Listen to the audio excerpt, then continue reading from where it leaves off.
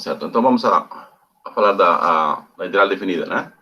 Veja, vamos a introduzir a divisão integral definida, né? Como uma somatória. Então, vejamos primeiro, né? Nós precisamos definir uma função que seja contínua num intervalo, certo? Um intervalo fechado, AB. E, a seguir, vamos a definir uma partição do conjunto AB. O que é uma partição de AB, né? Uma partição do intervalo AB é um subconjunto de pontos desse intervalo, né? De tal forma que eles se ubicam dentro do intervalo, né? O x0 é o ponto extremo esquerdo, o xn é o ponto extremo direito, né? E os outros pontos, desde x1 até xn-1, são pontos interiores, né? Esses pontos, nós introduzimos n-1 pontos, né? Esses n-1 pontos, eles vão a dividir o intervalo AB em n partes. Qual é a propriedade desses pontos, né? Que eles se encontram em forma crescente, né? x0 menor que x1, x1 menor que x2, até chegar até xn, né? Por exemplo, né? Imagine um intervalo, 0 e 1.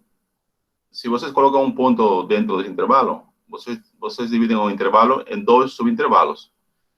Se colocam 2 pontos, dividem em 3 subintervalos. Colocam 3 pontos em 4 subintervalos, e assim por diante, né? Por isso, quais são os pontos que a gente, aqui, segundo o gráfico, né? A gente escreveu quanto? N-1 pontos, né? Tá vendo? Desde x1, x2 até xn-1. Por quê? Porque os extremos estavam ali, só foram renomeados. Okay?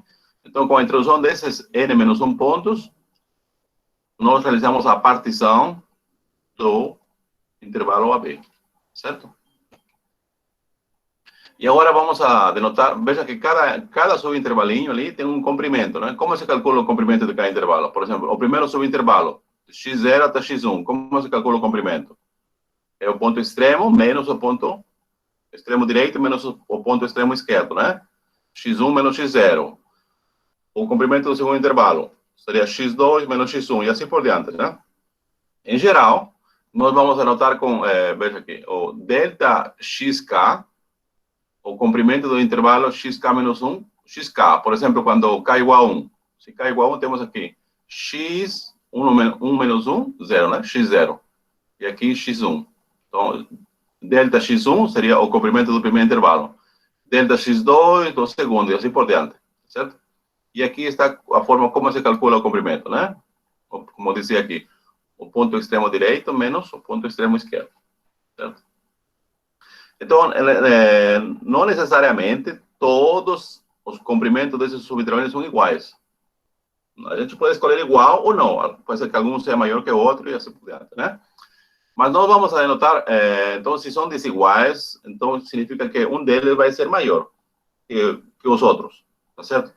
Então, vamos a anotar com dn o máximo do comprimento de um intervalo. Vamos supor que, por exemplo, o intervalo de x3 a x2 seja o maior comprimento que os outros comprimentos dos outros intervalos, né?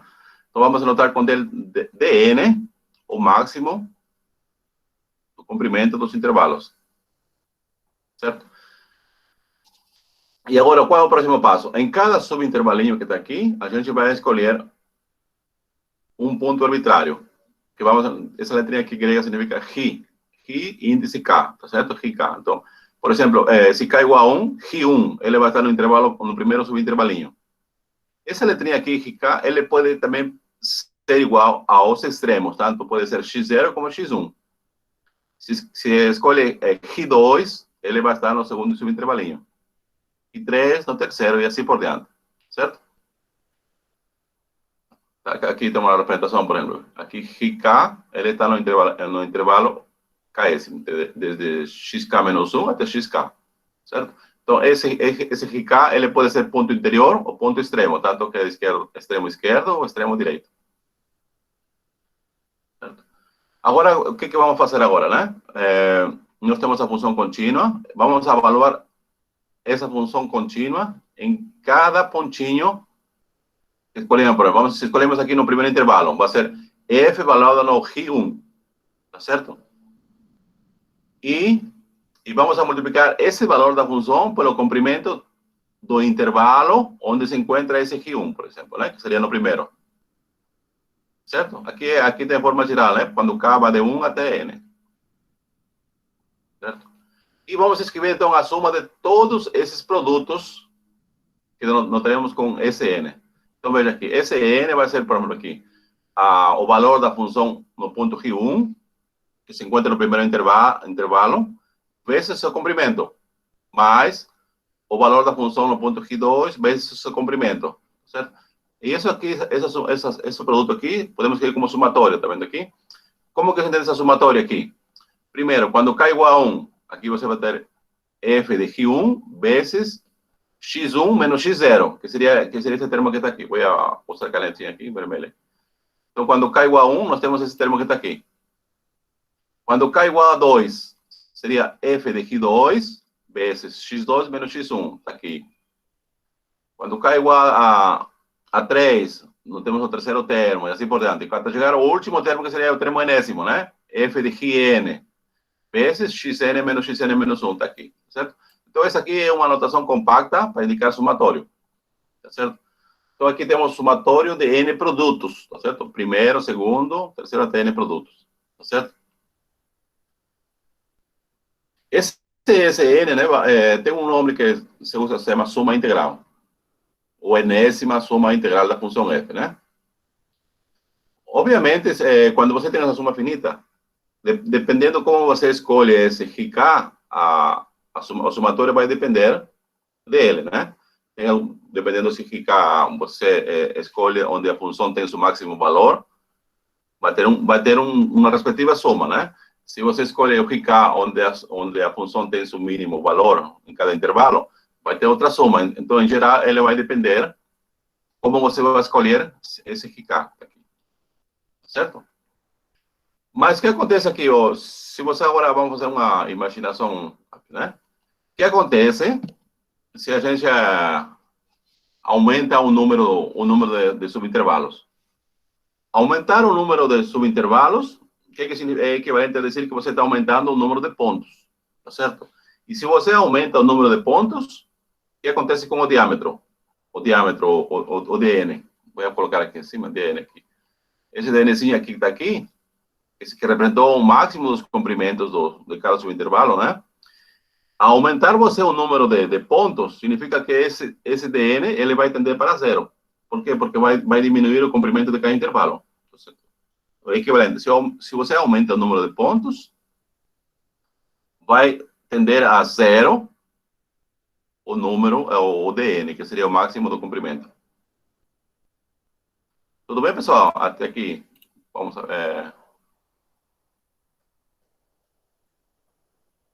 tudo bem, vamos a continuar. Certo? Então, decíamos aqui, se nós aumentamos o número de pontos, né? Portanto, o diâmetro da partição, né? Ele tende a zero, né? Então, se a sequência das sumas integrais, essa aqui daqui, porque você vai ter uma sequência. O que é uma sequência? Dependendo de como você escolhe o RK, ou a partição, né? Vamos a ter diferentes sequências, mas em geral, se, independentemente da sequência que você escolhe, né? Ele vai possuir um limite. Esse limite não depende de como se relaciona ou se realiza a partição do intervalo AB, e da escolha dos pontos Q1 e Qn. Certo? Então, se existe o limite dessas sequências, então decimos que esse limite chama-se integral definida. Como podemos ver aqui, né? Tá vendo aqui? Esse limite que está aqui, nós também, em vez de colocar dn, que é o diâmetro, né? Que tende a zero, também podemos escrever n tende para infinito, que são equivalentes. Certo? Então, nós decimos, quando aumentamos o número de pontos indefinidamente, é equivalente a dizer que o diâmetro, o máximo, né, dos comprimentos, tende para zero, né? Então aqui tem uma sequência, por exemplo, né?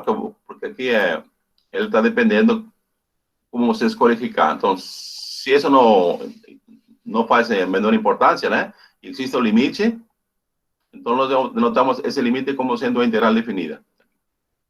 Então, estamos definindo a integral definida de uma função de um ponto A até B como sendo o limite de uma sequência de somas Sn, da forma que está aqui. Certo? Somas integrais. Essa é a definição de integral definida. Aqui, obviamente, o A se chama limite inferior, e B se chama limite superior. De integração, obviamente, né? Vamos a usar a definição para provar o seguinte fato, né? Por exemplo, nós temos agora uma função constante. Função constante, como todos sabem, ela não vai mudar de valor. Vai ser o mesmo, independente de qual x você escolhe no intervalo. Certo? Então, nós queremos calcular a integral da função f quando x varia no intervalo de a a b, né? É como se quiser calcular aqui. A integral de a até b da função constante, que seria o c. Certo? Então, veja como ele depende de uma somatória aqui. Então, vamos calcular essa somatória que está aqui. Primeiro calculamos veja aqui. Para qualquer ponto RK da parte do subintervalinho aqui, nós temos que a função nesse pontinho aqui vai ser igual a C. Por quê? Porque para qualquer x de AB, a função é a mesma, é constante. Certo? Assim temos aqui, então, f de x1 vezes o comprimento desse intervalo, do primeiro, f de x2 vezes o comprimento do segundo intervalinho, mais até chegar f de xn vezes o comprimento do n enésimo intervalo. Então, mas como f é constante, então todos os f e k são iguais a c. Aqui tá vendo aqui é c, aqui também é c, né? É c. Certo? Então, todos os fatores contêm c. Colocamos c em evidência aqui, e o que fica aqui? X menos x1 menos x0, mais x2 menos x1, mais, até chegar xn menos xn, né? Se vocês observam aqui, isso vai ser igual a quê? A xn menos x0. Mas xn é o quê? Xn é o b e x0 é o a. Por isso que fica, então, a somatória fica c, b menos a. Veja que a somatória independe do n, que não tem o n. Quando você pega o limite, vai ser o mesmo. Certo? Porque não contém n. Assim decimos, então, que a integral no intervalo de a até b da função constante é igual a essa constante vezes o comprimento do intervalo de integração. Tá certo? Nesse caso aqui, foi fácil calcular a integral definida, né? Aqui, como sempre, na matemática sempre tem contra-exemplos que, quando você não escolhe as propriedades da função f, sempre tem algum furinho, por exemplo, né?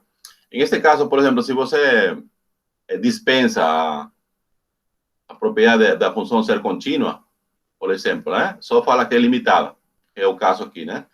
E aqui tem uma função que é conhecida na matemática, é a função de Dirichlet. Como se entende essa função, né? Se você tem um intervalinho, vamos supor AB, qualquer intervalo, né? Aí diz, essa função vale 1 quando os números são racionais. E vale 0 quando os números são irracionais, né? Aqui R menos Q se chama irracional. Então, essa função aqui não é contínua, mas será que ela é integrável? Ou seja, existe a integral? Só do fato de que ela ser limitada?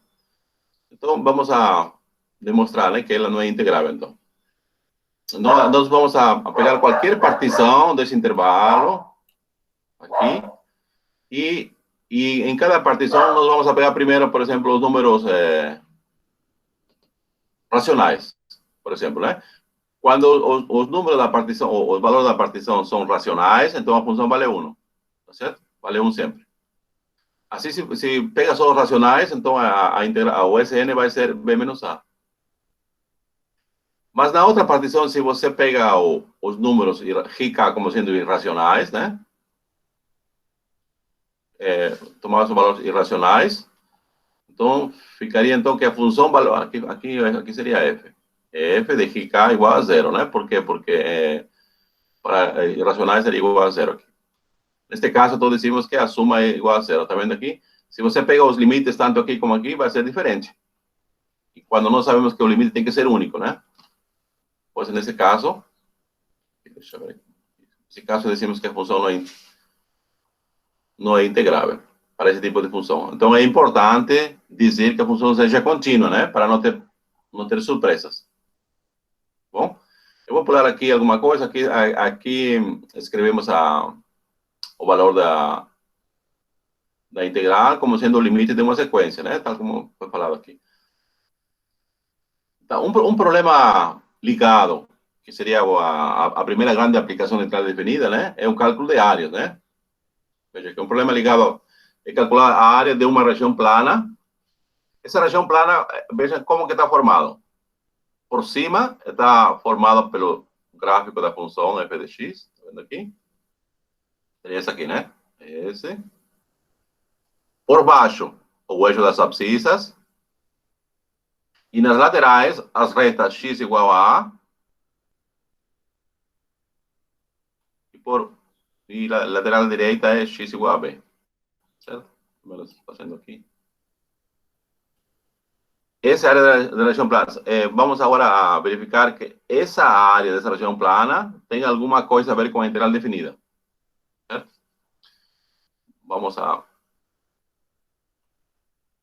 ver agora, então. Veja que eu vou desmembrar esse trapézio curvo aqui da seguinte forma. Aqui está o gráfico. Aqui, certo? E aqui abaixo tem a partição, por exemplo. Aqui o A é x0, aqui tem x1, x2, x3, x4. Certo? E esse aqui, como dizíamos faz pouco tempo, essa aqui é uma soma integral. Tá certo? Essa aqui, vamos encontrar a soma integral e pegar o limite quando n vai para infinito, né? Veja que nós queremos, aqui, vamos por aqui, né? Se você, vamos observar qualquer um, por exemplo, esse retângulo aqui. Esse retângulo aí, como calculamos? Veja aqui no meio tem um valorzinho, que você calcula o valor de f nesse ponto meio aqui. Ponto meio não, ponto interior ali, né? E o multiplica com o comprimento da base, desse retângulo. Então, o que significa isso? Significa que, por exemplo, cada fator aqui, ele vai representar a área de cada retangulinho que está aqui. Está vendo aqui? Retangulinho aqui. Esse retangulinho aqui seria f de x1 vezes x1 menos x0. Agora, o segundo retangulinho seria f de x2 vezes x2 menos x1, né? E assim por diante. Então, como podem observar, aqui nós temos uma aproximação por excesso. O que significa isso? Quando você soma todas as áreas dos retângulos, tá certo? As áreas dos retângulos, que seria, na verdade, essa soma que está aqui, né? Você vai ter um pouquinho maior que a área. Tudo bem? Um pouquinho maior que a área da região plana que queremos calcular. Mas se você escolhe o retângulo menorzinhos, por exemplo, todos que caibam dentro da região plana aqui, então vamos ter uma aproximação menor, uma aproximação menor, né? Então, mas quando n tende para infinito, ou quando você aumenta o número de pontinhos que está aqui, e se esse limite existir, então o que decimos aqui? Decimos então que a área desse trapézio curvilíneo, ou curvo, né? É definida pela integral definida. Certo? Ou seja, isso aqui facilita bastante. Se você quer encontrar a área, por exemplo, de uma região plana, né, e conhece você a função, ou os intervalos onde varia, basta calcular a área que você obtém a região.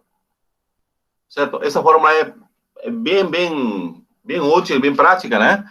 Por quê? Porque na geometria plana nós conhecemos só calcular as áreas só de algumas regiões planas, como quadrado, retângulos, círculos, losangos, ou uma combinação deles, né? Mas figuras assim, por exemplo, não existem na geometria plana, fórmulas. Certo? Por exemplo, fala-se que na Grécia Antiga, naquela época ainda, quando não se conhecia o cálculo integral, o Arquímedes, ele tentou calcular a área da seguinte figura. Essa figura que está aqui. Veja aqui. Essa aqui é uma parte de uma parábola, certo? Essa área que está aqui, limitada por cima pela parábola, por baixo pelo eixo das abscissas, e a direita uma constante B qualquer. B pode ser 2, 3, 4, né? Por exemplo, isso aqui. Então, na geometria naquela época, não existia uma fórmula para calcular essa área, por exemplo, né? Então, vejamos como que ele calculou alguém está entrando aqui? Certo, vamos lá. Então, vamos a voltar aqui. Então, vejamos. Tem mais uma entrando.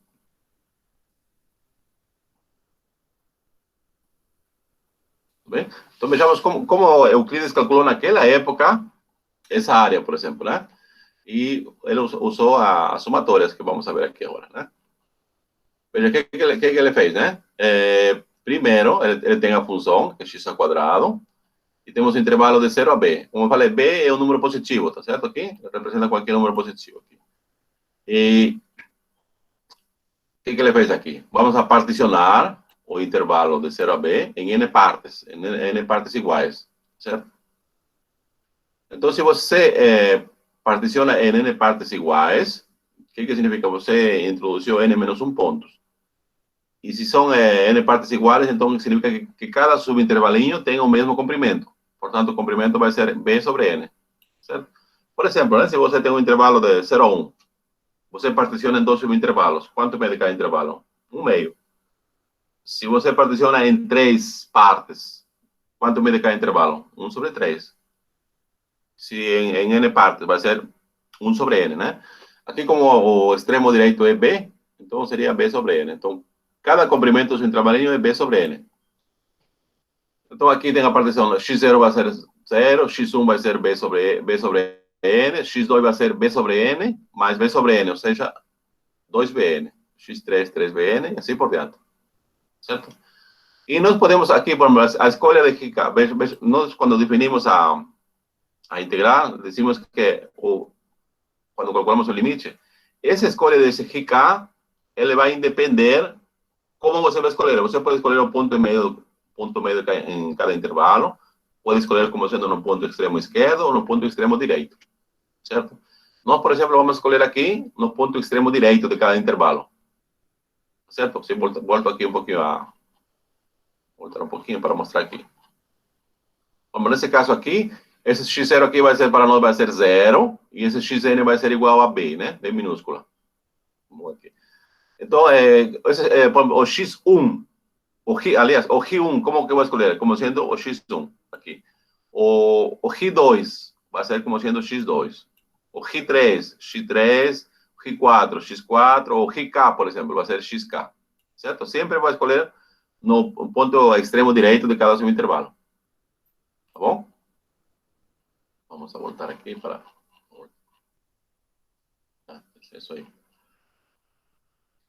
Assim, então, escolhendo no extremo direito de cada subintervalo, né? Temos, então, que Rk é igual a xk, e xk, como já vimos, é igual a kb sobre n, né?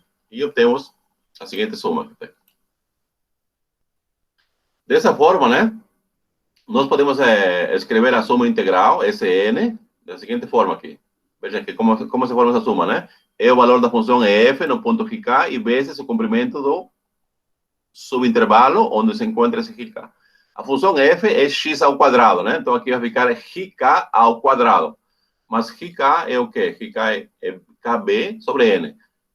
Kb sobre n é o quê? K ao quadrado, b quadrado sobre n quadrado. Está aqui, ó. Esse aqui. E aqui, esse xk menos 1 é o comprimento dele, que seria b sobre n. Tá vendo aqui? B sobre n.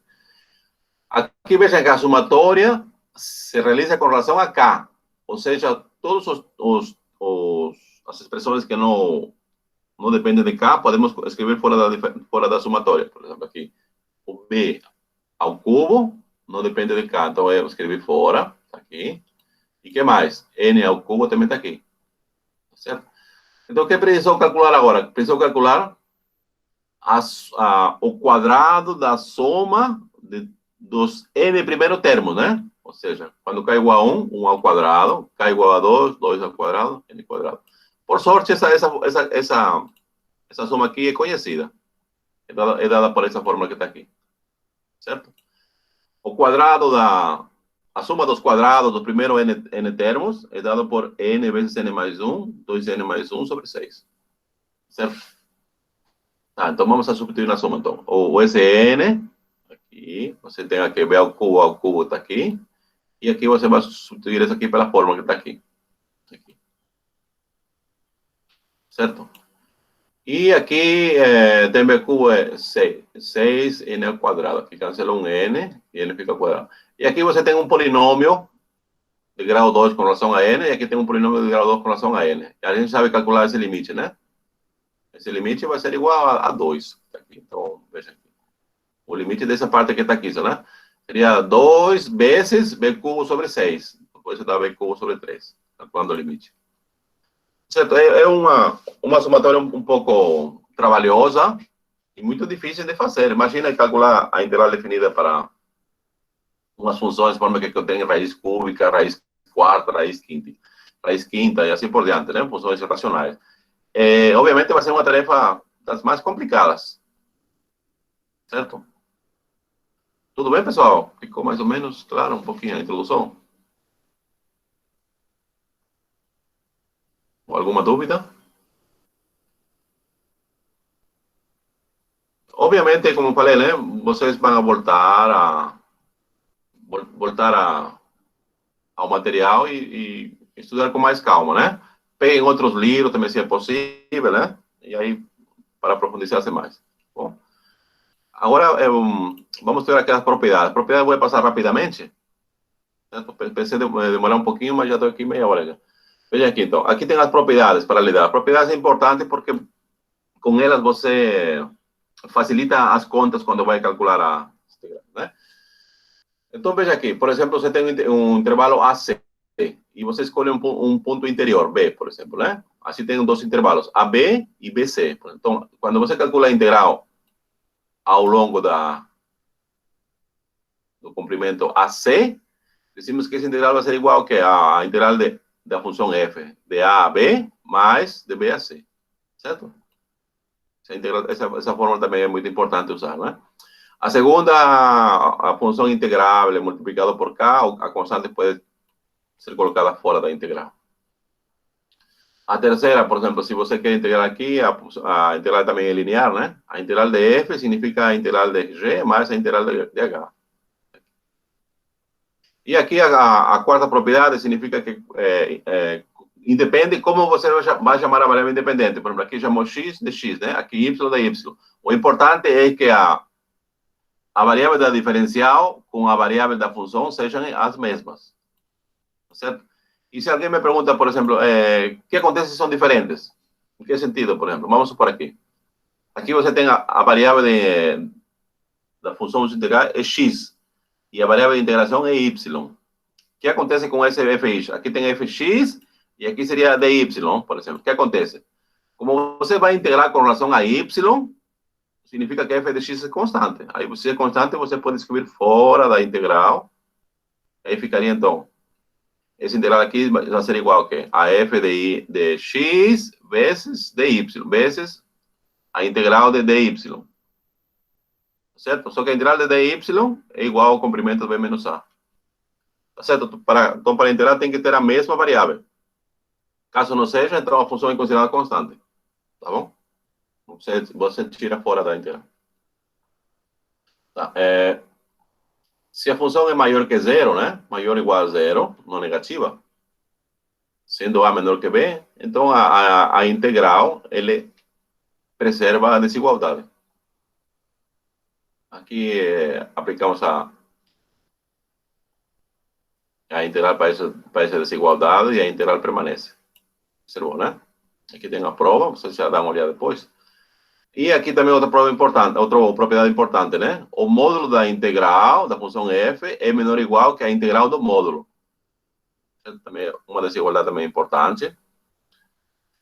Aqui outra propriedade importante, né? O que acontece quando você troca os limites de integração? Por exemplo, aqui está integrando de A até B. O que acontece se você troca o limite inferior pelo superior e o superior pelo inferior? Então, a integral muda de sinal. Se você troca os limites de integração, a integral muda de sinal. Tá certo? Outra propriedade importante que tem a ver com o fato da função ser par. A função é par se tem essa propriedade que está aqui, né? Nós já vimos aqui. Veja que estamos integrando num intervalo simétrico com relação à origem. É de menos A até A, por exemplo. Qual pode ser o intervalo? De menos 1 a 1, de menos 3 a 3, de menos 4 a 4. Se você integra a função par num intervalo simétrico com relação à origem, então você pode, esse aqui vai ser igual a quê? 2 vezes a integral, que vai de 0 até a. Então, calcular esse integral que está aqui à direita é mais fácil que calcular esse aqui. Certo? Essa se a função é par e o intervalo de integração é simétrico com relação à origem de coordenadas. Certo? Aqui tem a prova, vocês dão uma olhada depois. Certo? E agora, o que acontece se você vai integrar uma função ímpar no intervalo simétrico com relação à origem? Então, vejam aqui, a integral é zero. Essa propriedade é muito, muito importante porque ela vai economizar um tempo precioso na hora das contas. Se você sabe essa propriedade, aí você não precisa nem calcular a integral. Por exemplo, uma função ímpar. Vamos supor x elevado a 5, tá certo? Potência de x5. E você vai integrar no intervalo de menos 1 até 1. Obviamente, você não vai precisar fazer essas somatórias todas que a gente acabou de ver no problema de Arquímedes, né? Aí você vai concluir que a função é ímpar e o intervalo de integração é simétrico com relação à origem. Então, a integral dá igual a zero. Já não precisa fazer essas contas todas, né? Aqui tem a prova. E aqui tem um exemplo prático, por exemplo. Veja. Deixa eu parar aqui. Veja que tem aqui um intervalo simétrico, menos 24 a 24. Essa expressão que está aqui, a gente não provou por falta de tempo, mas não sei se fez, mas eu deixei no... que esta função verifica-se que é ímpar. Veja que se não fosse ímpar, integrar essa função que está aqui seria muito, muito, muito complicado, ou talvez impossível fazer. Muito impossível talvez não é a palavra, mas muito, muito difícil, né? E teríamos que inventar algumas técnicas, alguma mudança de variáveis para chegar no final que a integral vai ser igual a zero. Mas o fato de vocês saberem provar que essa função é ímpar, por exemplo, é muito mais fácil que inventar técnicas e tentar calcular a integral. Certo? Então, como a função é ímpar e o intervalo de integração é simétrico com relação à origem, a integral é igual a zero. Veja que tem que ser simétrico. Não adianta a função ser ímpar e o intervalo de integração não é simétrico. Por exemplo, se aqui tem menos 20 e aqui tem 22, por exemplo. Ali não é zero. Só nesses casos. Ímpar e o intervalo é simétrico com relação à origem. Certo? O próximo assunto aqui é o teorema do valor médio com relação para integrais. Aí você dá uma olhadinha aqui.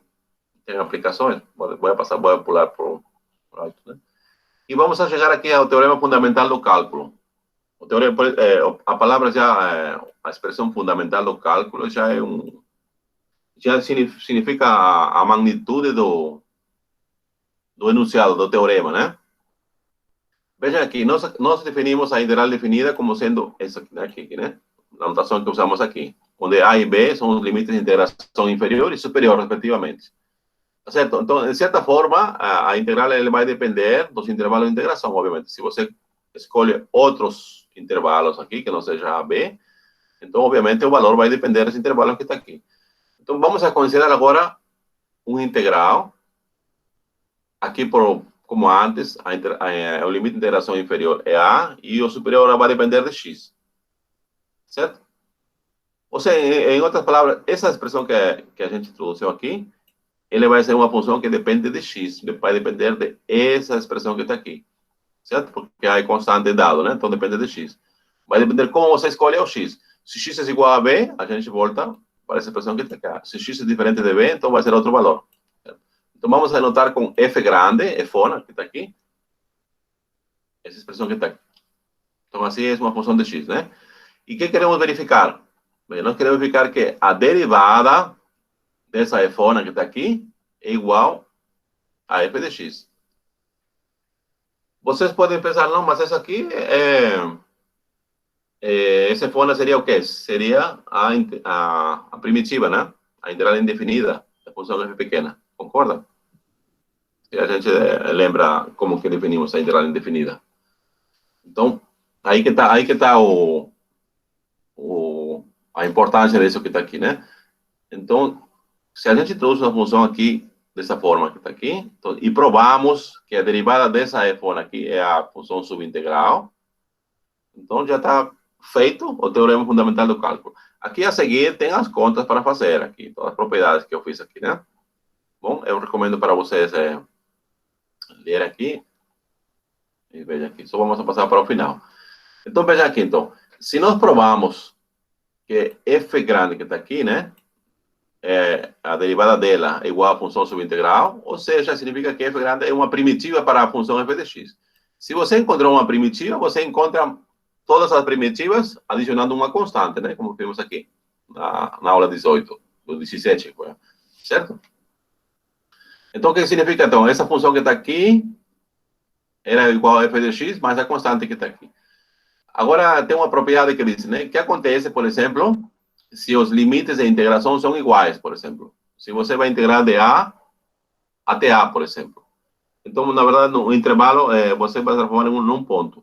Portanto, nesse ponto, a integral é igual a zero. Certo? Se x é igual a A, então temos aqui, essa integral aqui vai ser zero. E aqui vai ter f de A, f na grande de A, né? Portanto, C vai ser igual a menos f de A. Tudo bem? Então, você já encontrou o C. O C vai ser igual a menos f de A. Está aqui. Agora, o que acontece se x é igual a b? Se x é igual a b, que tem, então, a integral de a a b de ft vai ser igual a f em b menos f. Ou seja, essa fórmula, como se fala, o enunciado já é fundamental. Ou seja, para calcular a integral definida, basta você encontrar a primitiva dela. Encontrando a primitiva dela, você evalua no ponto B e subtrai o valor valuado no ponto B. Esse teorema ele facilita muito as contas, né? Certo? Por exemplo, aqui, aqui é o teorema que enunciei. Vamos a voltar àquele exemplo de Arquimedes. Lembra que Arquimedes que vai calcular o quê? A integral de 0 até b de x ao quadrado de x. Certo? E a gente fez aquela somatória. Agora, com a teorema fundamental do cálculo, que aconteceu agora, né? Você calcula a primitiva de x ao quadrado, que todo mundo já sabe, é x ao cubo sobre 3, né? E você vai evaluar no ponto 0 e no ponto B. Então, primeiro calcula com relação a B. Vai ser x ao cubo sobre 3, quando x é igual a B. Vai ser igual, então, B ao cubo sobre 3, menos, agora quando x é igual a 0, 0 ao cubo, 0. Por isso fica B ao cubo sobre 3. Tudo bem? Tudo bem, pessoal? Aqui, até aqui.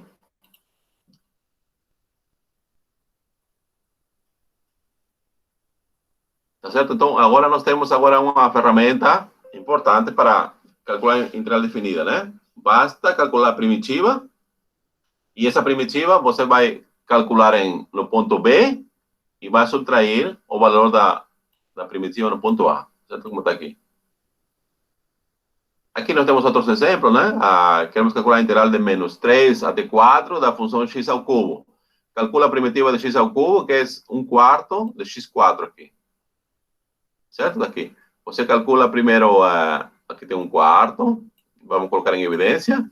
Primeiro calcula quando x igual a 4, vai ficar 4 elevado a 4, menos x4 quando x igual a menos 3, vai ficar menos 3/4, né? Fazendo as continhas, dá esse termo que está aqui. E assim por diante você pode calcular, né? Tem algumas que calculam assim. Vou pular aqui. Aqueles exemplos eu vou deixar para vocês assistirem depois, né? Aqui também tem uns exemplos interessantes, né? Tal como tínhamos na integral indefinida, também vale aquelas técnicas, a regra de mudança de variáveis. Como decía, a mudança de variáveis também tem que acompanhar os limites de integração. Quando você faz mudança de variáveis, você vai mudar as variáveis independentes, né? Então, invariavelmente, eles agora vão morar no outro intervalo. Então, tem que acompanhar essa mudança de... Por exemplo, aqui, né? Nós queremos integrar a função f no intervalo de a até b. Então, nós vamos a passar para a variável t, por exemplo, né? O que você faz? A x vai ser igual a que agora essa função que está aqui, φ de t. Só que o t não vai variar de a a b, o t vai variar de alfa até beta, né? Só que essa mudança de variáveis tem que satisfazer uma condição, né? Veja aqui, o φ valuado nesse intervalo de alfa a beta, ele tem que estar contido no intervalo AB. E AB é onde mora o x. Certo? Aqui você coloca, então, passa as novas variáveis. O t varia de alfa até beta. E aqui tem f, no lugar de x você vai colocar φ de t. E aqui tem de dx. O que é dx? Aqui passa a diferencial aqui, e aqui vai ficar a diferencial de φ de t. Diferencial de φ de t é o quê? É a derivada dela, está aqui, vezes dt. Certo? Então, essa aqui é a forma da mudança de variáveis. Tudo bem? E como mudança de variáveis, aqui tem alguns exemplos que vocês podem olhar mais tarde. Também temos a regra da interação por partes. Certo? Se vocês lembram interação por partes, né? Interação por partes é a mesma que na entrada indefinida, né? Só que agora tem limites de integração, tá vendo aqui? De A a B. Quando era indefinida, nós temos aqui sim os limites de integração, e aqui temos sim esses valores desse produto que está aqui, no M e B. Certo? É a mesma, tem a mesma cara. Eu vou pular também, aqui tem alguns exemplinhos que vocês vão ver, né? E aqui tem uma aplicação de interação por partes de um integral importante que eu gostaria que vocês prestem atenção, por exemplo. Já é uma tabela pronta. Esse IN que representa a integral da função seno elevado a n no intervalo de 0 a π meios. Certo? Doravante você não vai precisar calcular esse tipo. O n é um número natural, né? Ele pode representar qualquer número natural. Fazendo mudança de variáveis, fazemos as transformações e chegamos aqui a uma recorrência. Essa recorrência que está aqui. Ou seja, essa integral que está aqui, ele vai depender da integral quando o expoente de n é n menos 2. Ou seja, aqui assim, vamos aqui, seria essa forma que está aqui. O que significa essa recorrência, né? Significa para você calcular a integral IN, que seria a integral de 0 a π meios de seno elevado a n, vai depender do cálculo a integral de 0 a π meios da função seno elevado a n menos 2. Tá certo? Então, a partir dessa fórmula, a gente encontra todas as integrais, por exemplo, né? Aqui, obviamente, o n ele pode ser par ou ímpar, né? Primeiro, vamos a considerar o caso par, por exemplo. Quando passa o cara, nós escrevemos dessa forma que está aqui. Então, o que significa aqui? Aqui, no lugar de n, você escreve 2k. Aqui seria 2k menos 1. E aqui seria 2k, tá vendo aqui? E aqui vai ficar 2k menos 2, porque está trocando n por 2k. Tá certo? Calculou essa aqui, tá aqui. O próximo passo é você agora calcular I 2k menos 2 em função de I 2k menos 4. Tá aqui. E agora calcula I 2k menos 4 em função de I 2k menos 6. Obviamente você vai até chegar até I0. Ok, o I0 seria seno elevado a 0 dá 1. Então tem a integral de 1 no intervalo de 0 a π meios. Quando aqui é 1, a integral é o comprimento do intervalo, que seria π meios menos 0 π meios. Certo? Então aqui achamos a fórmula dessa integral que está aqui, dessa integral aqui, quando o n é par. Certo? Está aqui. Aqui é a fórmula que está aqui. Analogamente, nós calculamos agora quando n é ímpar. Se n é ímpar, ele vai ter essa cara aqui, 2k menos 1, né? Quando k igual a 1, 2 vezes 1, 2 menos 1, 1. Tem o primeiro termo. E assim você vai calculando aqui. Até chegar até I1. O que é I1? É quando n igual a 1, então tem seno de n, né? A primitiva de seno é menos cosseno. Aí você calcula no intervalo de 0 até π meios. O resultado vai ser igual a 1. Então aqui já temos as duas expressões para a integral de seno de n de 0 a π meios. Essa aqui, tá, que estou vendo aqui, esse é quando n é par. E essa expressão que está aqui, esse aqui, deixa eu apagar aqui, esse aqui é quando o n é ímpar. Tá certo?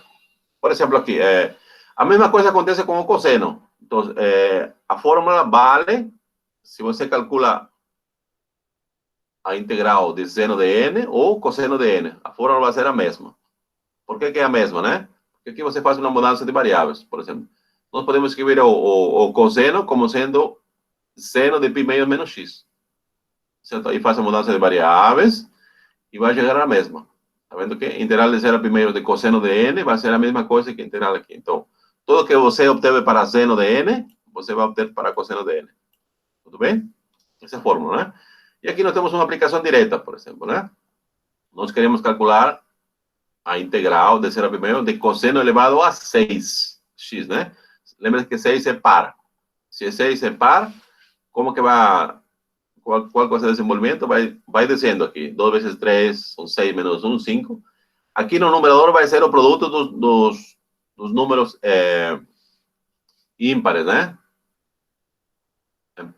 Começando com o primeiro ímpar, antes do 6, que seria 5. Aqui seria 3, né? E aqui seria 1. Aqui abaixo são os pares. Aqui 6, 4 e 2, vezes π meios. Então o resultado vai ser esse que está aqui. A mesma coisa agora se o expoente é ímpar. Se o expoente é ímpar, lá no numerador você tem todos os pares, produto dos pares, antes do 5, e aqui todos os ímpares antes do 5 também. Começando com o 5, né? 2 vezes 3, 6 menos 5. Tá certo? Isso aí vocês vão dar uma olhadinha, né? Com isso acaba a primeira integral definida. Tudo bem? Foi muito rápido, mas era necessário isso aqui, para lembrar. Tudo bem? Então, agora, vocês já não se preocupam mais com calcular aquelas somatórias, né? Basta só calcular a primitiva, que se calcula facilmente a integral definida. Certo? Aí você tem que evaluar os limites de integração. Tudo certo?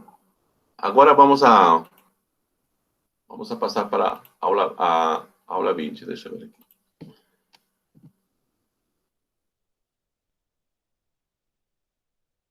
Eu vou trocar agora de... Vou parar aqui e vamos passar para a aula de hoje, então.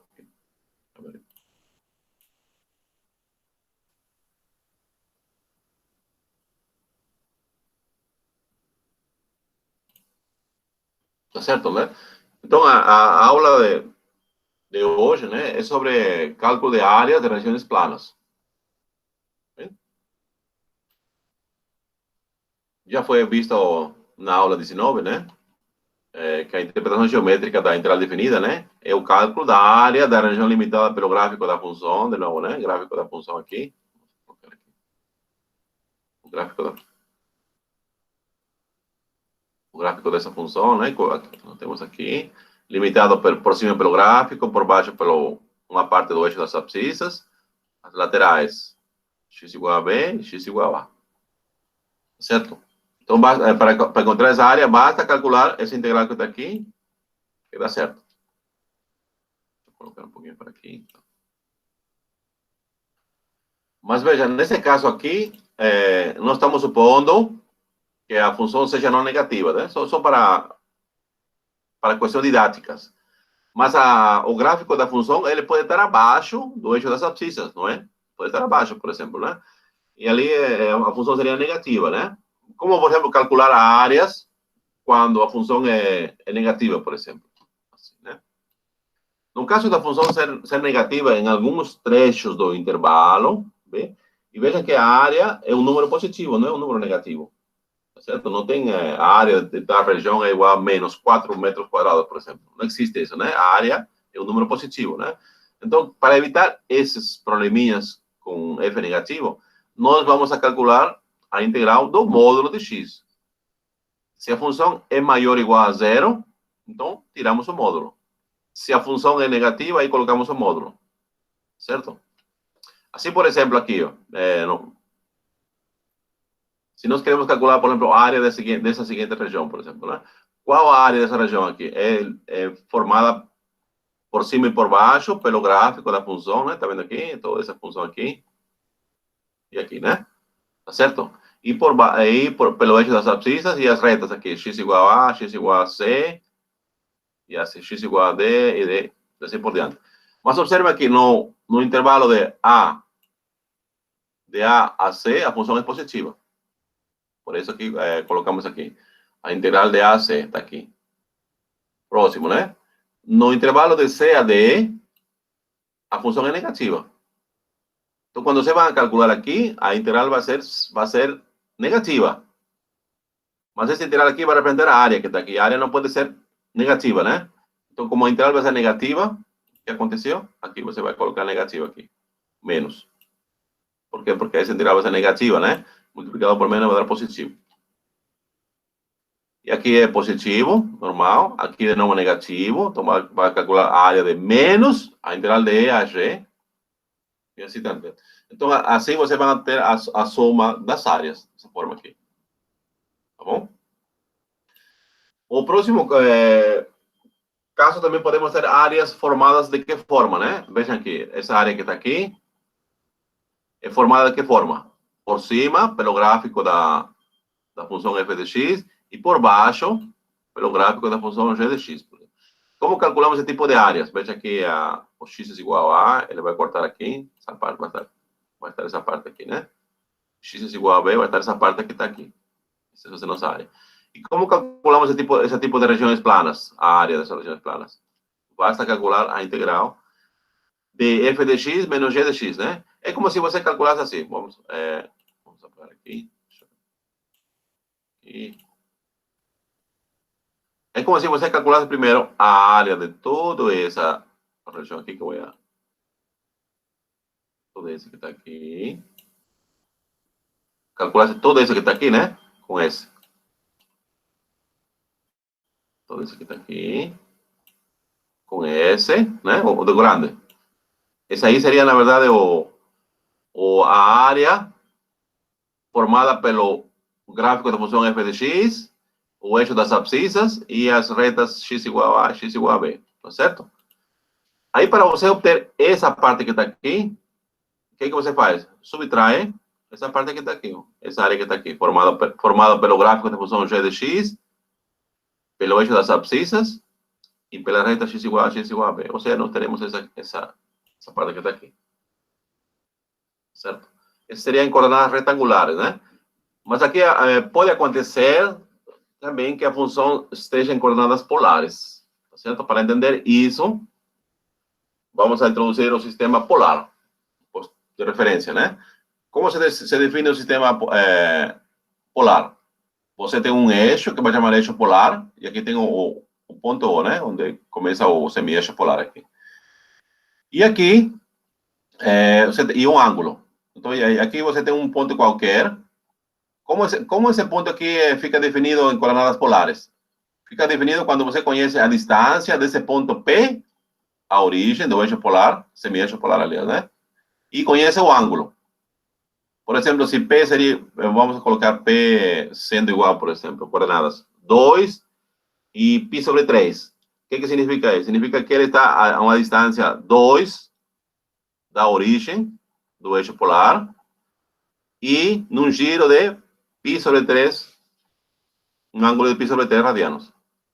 Certo? Então, um ponto em coordenadas polares fica explícito quando você conhece a distância dele com relação a, que seria esse ρ aqui, né? Ρ é a distância. A distância dele com relação à origem polar e conhece o ângulo que forma essa distância com o eixo das abscissas, né? Sempre em sentido positivo, o giro. Tá certo? Esse seria o sistema de coordenadas polares, sistema polares, coordenadas polares. Tá certo? Mas é uma aplicação, qual a relação que pode existir entre sistema polar e sistema de coordenadas retangulares, que nós estamos acostumados a fazer no plano XY, né? É fácil. O seguinte gráfico vai ilustrar isso. Você tem aqui o sistema cartesiano, né? Que está aqui. O sistema cartesiano, né? O que você vai fazer? O eixo semi-eixo polar, você vai fazer coincidir com o eixo das abscissas. Aqui, assim. E aqui tem o ponto P. E aqui tem o ângulo. O θ que está aqui, né? O ângulo. Agora, com essa relação que está aqui, o que vamos observar aqui? Se você quer, conhecendo as coordenadas polares, quer saber as coordenadas retangulares, qual é a ligação deles, né? X vai ser ρ cosseno de θ. Vamos ver aqui o gráfico. Se você quer saber as coordenadas retangulares do ponto P, como calcula X? X não é esse tamanho que é aqui? Esse tamanho aqui, né? Esse tamanho aqui, né? O X. Seria O até X que está aqui. Como calcula isso aqui? X seria igual a cosseno de ρ cosseno de θ, né? E como calcula o y, o tamanhozinho que está aqui? Esse tamanhozinho aqui. Tamanho. Seria o quê? Rho vezes seno de θ. Então, assim, temos uma relação entre as coordenadas polares e retangulares.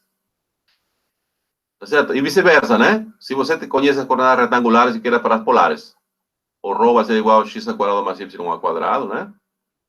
Por que x ao quadrado e y ao quadrado? Se você observa próximo aqui, essa distância, como se calcula aqui? Pelo teorema de Pitágoras, esse que está aqui, o rho, vai ser igual a quê? X ao quadrado mais y ao quadrado. Esse aqui seria rho ao quadrado. Está em raiz, vai ficar rho igual a raiz quadrada de x ao quadrado mais aqui. Deixa eu ver, é o anterior. Certo? Está aqui. E aqui a tangente de θ igual a y sobre x. Basta dividir aqui. Se você divide o y sobre x, que está aqui, vai ficar, que cancela o rho, vai ficar seno de θ sobre cosseno de θ igual x sobre y. Mas seno de θ sobre cosseno de θ é tangente de θ. Portanto, o ângulo θ vai ser igual a arco tangente de y sobre x. Certo? Então, é fácil passar de um sistema de coordenadas de polares para retangulares e de retangulares para polares. Tá certo? Então, agora nós estamos interessados, em que estamos interessados? Em como calcular a área, aqui, né? Essa área que está aqui. Como queremos calcular essa área que está aqui? De uma região dada em coordenadas polares, por exemplo, né? O que vamos fazer? Aqui, quando você fala de integral, integral é todo particionar. Por exemplo, o que vamos fazer aqui? Você tem aqui a área do setor circular seria N ou M, tá certo? Então, o que vamos fazer? Vamos a dividir em áreas de setores circulares pequeninos aqui. Imagine que você tem aqui N setores circulares pequenos. Então, portanto, a área do setor circular, área do setor circular maior vai ser igual à soma de todas esses N setores circulares pequeninos. Tá certo? Em particular, vamos a destacar um setor circular, por exemplo. Aqui. Destacamos esse aqui. Como se calcula essa área setor circular? Todo mundo já sabe isso aqui, que a área é igual a 1/2, o rho, o que seria a distância, né? O raio, que depende do ângulo, ao quadrado, né? Dividido por 2. Tá como está aqui. Tá vendo aqui? Aqui, por exemplo, né? A área total vai ser igual a soma de todas essas áreas que estão aqui. Aqui, obviamente, aqui tem umas coisas específicas, né? Para justificativa, né? Mas a ideia é essa que está aqui. Então, cada área de uma região subcircular vai ter essa carinha que está aqui. 1/2 do rho ao quadrado, que depende do θ, vezes o ângulo central, nesse caso, de θ, né? Ângulo central. Bom, aqui, voltamos aqui. Portanto, a área vai ser igual que o limite de todas essas áreas, desses setores pequeninos circulares, né? Obviamente, se o limite existe, que seria aqui, né? Tomando o limite aqui, então vai ser integral de onde? Alfa, beta é onde varia o ângulo θ, e aqui tem rho ao quadrado, veja que o rho é uma função de θ. É fácil ver aqui, vamos ver aqui no gráfico. Por exemplo, se você pega o rho aqui, o rho seria o quê? Seria essa linha pontilhada que está aqui, só que é até aqui porque é o ângulo aqui, tá certo? Vamos mãozinho aqui. O ângulo está aqui. Se você pegar aqui, por exemplo, não, o ângulo vai ser diferente. Então, o rho, ele vai depender do θ. Depende de onde você escolhe, né? Se você escolhe aqui, por exemplo, desse M aqui, aí o ângulo seria todo. Então, essa aqui é a fórmula que nos permite calcular a área de regiões planas dadas em coordenadas polares. Certo? Então, já temos área em coordenadas retangulares e em coordenadas polares. Certo? Então, vamos ver exemplos de cada um deles. O primeiro exemplo a ser considerado é encontrar a área da elipse, né? Não é a área da elipse, na verdade. Área limitada pela elipse, né? Porque a elipse é uma curva, e a curva não tem área, ela tem comprimento, né? Só que, pela linguagem aqui, também a maioria de livros fala, encontre a área da elipse, não é? Está errado essa expressão, né? Não é a área da elipse. A área limitada pela elipse, ou seja, vamos ver aqui. Ou seja, a área que está dentro da elipse, tá certo? Dentro da elipse. Então, vamos a calcular essa área de duas formas, certo? Vamos a primeira forma. Primeira forma é o seguinte, aqui se chama coordenadas paramétricas, tá certo? Você escreve, por exemplo, x igual a cosseno de t e y b seno de t. Então, essas coordenadas paramétricas, ele vai definir a elipse toda quando t é um parâmetro ou um ângulo, na verdade, de 0 a 2 pi. Vou voltar aqui para vocês verem aqui. Então, por exemplo, como parametriza aqui? Você traça um raio vetor aqui, por exemplo, vou traçar aqui, um raio vetor aqui, certo? Vou apagar isso aqui. Aqui você tem um ângulo. Aqui. E aqui tem um ângulo. Esse ângulo aqui vai chamar-se T, certo? Aqui, então, esse ponto que está aqui vai ter coordenadas o quê? Vai ser x igual a cosseno de t e y vai ser b cosseno de t. Quando você soma esse que está aqui e eleva ao quadrado x ao quadrado e divide por a quadrado, e aqui a mesma coisa, y ao quadrado e divide por b quadrado, isso aqui no resultado vai ser igual a 1. Ou seja, elas satisfazem essa equação que está aqui. Certo? Quanto aqui? O x não era que a cosseno de t? Então, quando eleva ao quadrado, vai ficar a quadrado cosseno ao quadrado de t. Cancela o a quadrado, fica cosseno ao quadrado de t. Aqui, o y não é bt, eleva ao quadrado, vai ser b ao quadrado, seno ao quadrado de t. Cancela o b quadrado, ficou só seno. Cosseno ao quadrado mais seno ao quadrado, 1. Tá quanto aqui? Então, de fato, é uma parametrização da elipse. Outra coisa que observamos na elipse, ela é uma curva que é simétrica com relação à origem e aos sistemas coordenados, né? Tá certo? Porque tanto o x como o y está elevado ao quadrado. Ou seja, o que significa isso, né? Vamos aqui. Essa parte daqui é simétrica com relação a esta, com relação a essa e com relação a essa. Só que se você vai calcular a integral, aqui vai dar positivo, aqui vai dar positivo, aqui vai dar negativo e aqui negativo. Quando calcula a integral vai dar zero, porque esse com esse se cancela, esse com esse se cancela. Então não podemos fazer isso, né? Então, se são simétricas, se são equivalentes, então basta, por exemplo, calcular. Basta calcular essa parte que está aqui e multiplicar por 4. Quando calculamos essa parte aqui, multiplicamos por 4, nós temos que saber o ângulo aqui, como que muda, né? O ângulo, obviamente, vai de 0 até π meios, certo? De 0 a 90 graus. E o x, ele vai de 0 até a, certo? O x começa aqui e termina aqui em a. Temos que saber isso aqui. Então, vamos a... E o y vai de 0 até b. Vamos lá, então. De fato, então temos aqui, como eu disse aqui, né? Então, a área formada para a elipse vai ser 4 vezes o quê? A função y, que depende de x, né? Diferencial de x, de 0 até a. Por quê? Porque x, aqui vamos ver, o x vai de 0 até a.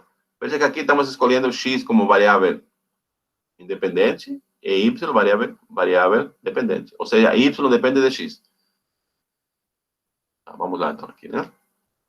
Vamos aqui, então, substituir aqui. Aqui, ó, vamos agora, aqui tem coordenadas retangulares, vamos a passar aqui para coordenadas t, para coordenadas paramétricas, né? O t. Então, vejamos aqui. Quando x é igual a 0, aqui x é igual a 0, né? Quando x é igual a 0, aqui tem 0, veja aqui, 0. Para que essa expressão seja igual a 0, o t tem que ser π meios. Tudo bem?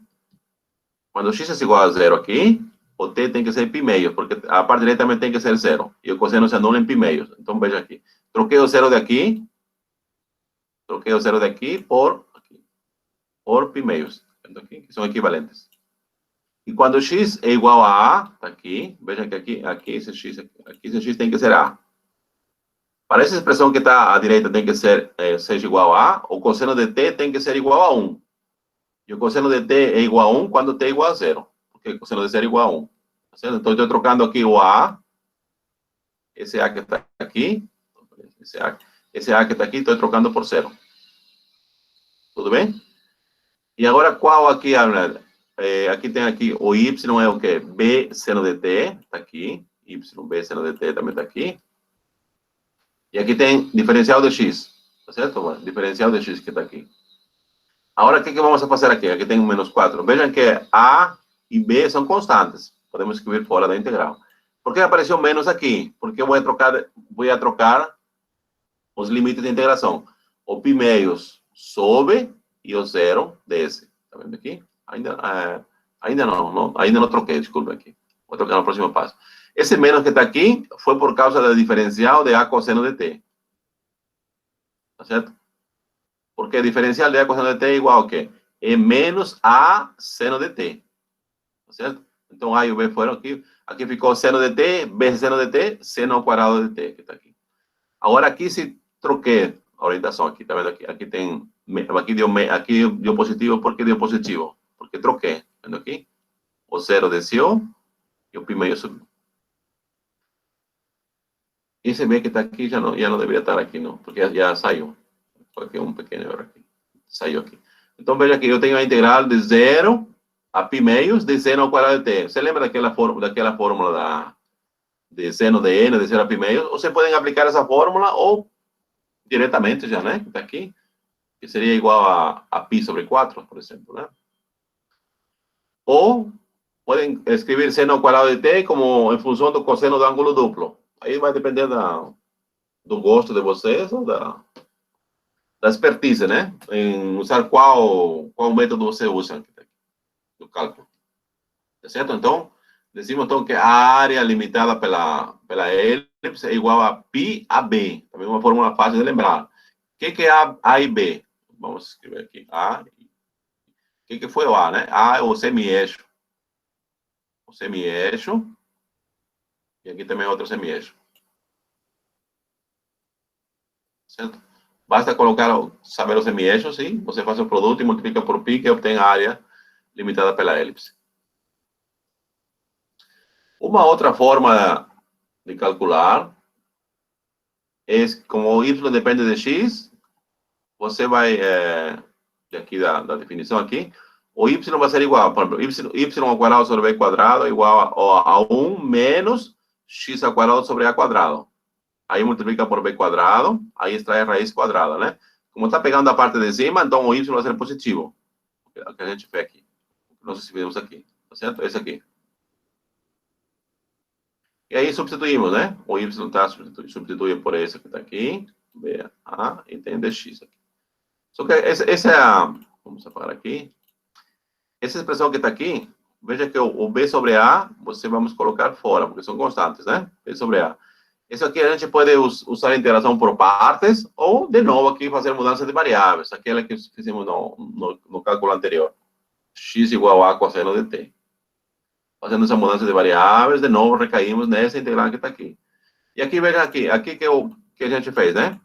O seno ao quadrado de t, a gente escreveu como sendo essa relação que está aqui. Isso aqui eu expliquei para vocês, lembra que o cosseno de ângulo duplo, ele é igual a quê? Cosseno 2t é igual a quê? Cosseno quadrado de t menos seno quadrado de t. A partir dali, você ou escreve em função de seno ou cosseno. E dá essa relação que está aqui. E aqui, integrando, deu de novo π a b. Certo? Essas contas aqui você verifica. π a b, que é a mesma coisa que vimos que está aqui, né? Assim, se vocês observam aqui, a área é π a b. Mas há uma pergunta que faço para vocês aqui. Queria que me respondessem aqui. O que acontece com a elipse se os semi-eixos são iguais? Por exemplo, aqui vai ser A e o B vai ser... são iguais, seria então A igual a B. O que acontece com a elipse? Vamos aqui para... O que acontece com a elipse quando os semi-eixos são iguais?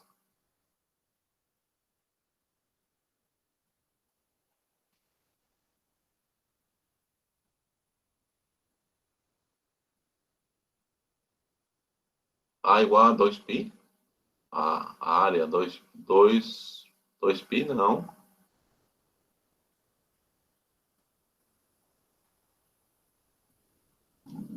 Sim? O que acha? Quando os semi-eixos são iguais, o que acontece com a elipse?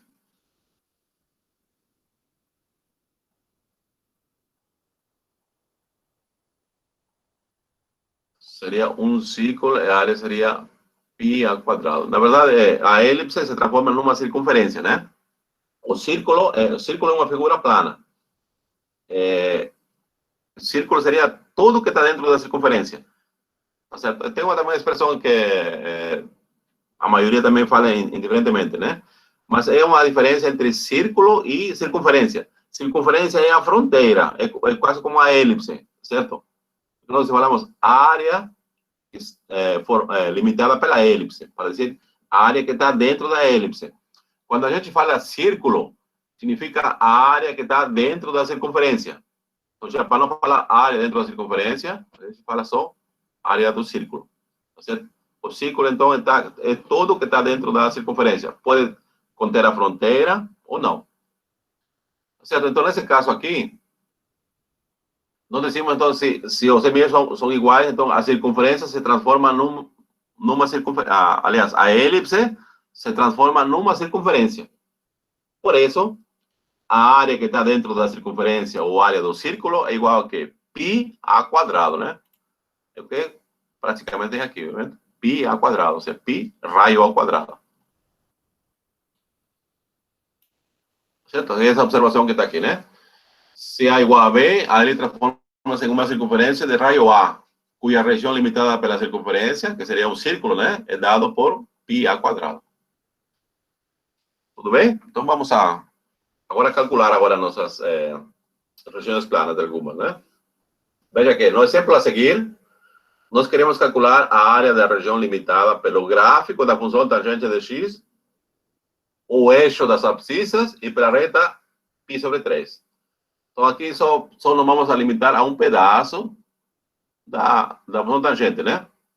A função tangente é essa que está aqui. Essa. Tá certo? Essa que está aqui, né? E vai subir. Veja que a tangente, ele não está definida em infinitos pontos, né? Da forma π meios mais kπ. Mas isso não tem problema, porque nós vamos a uma parte só, que seria aqui π3. Essa reta que está aqui é π sobre 3. Certo? Aqui tem o eixo das abscissas.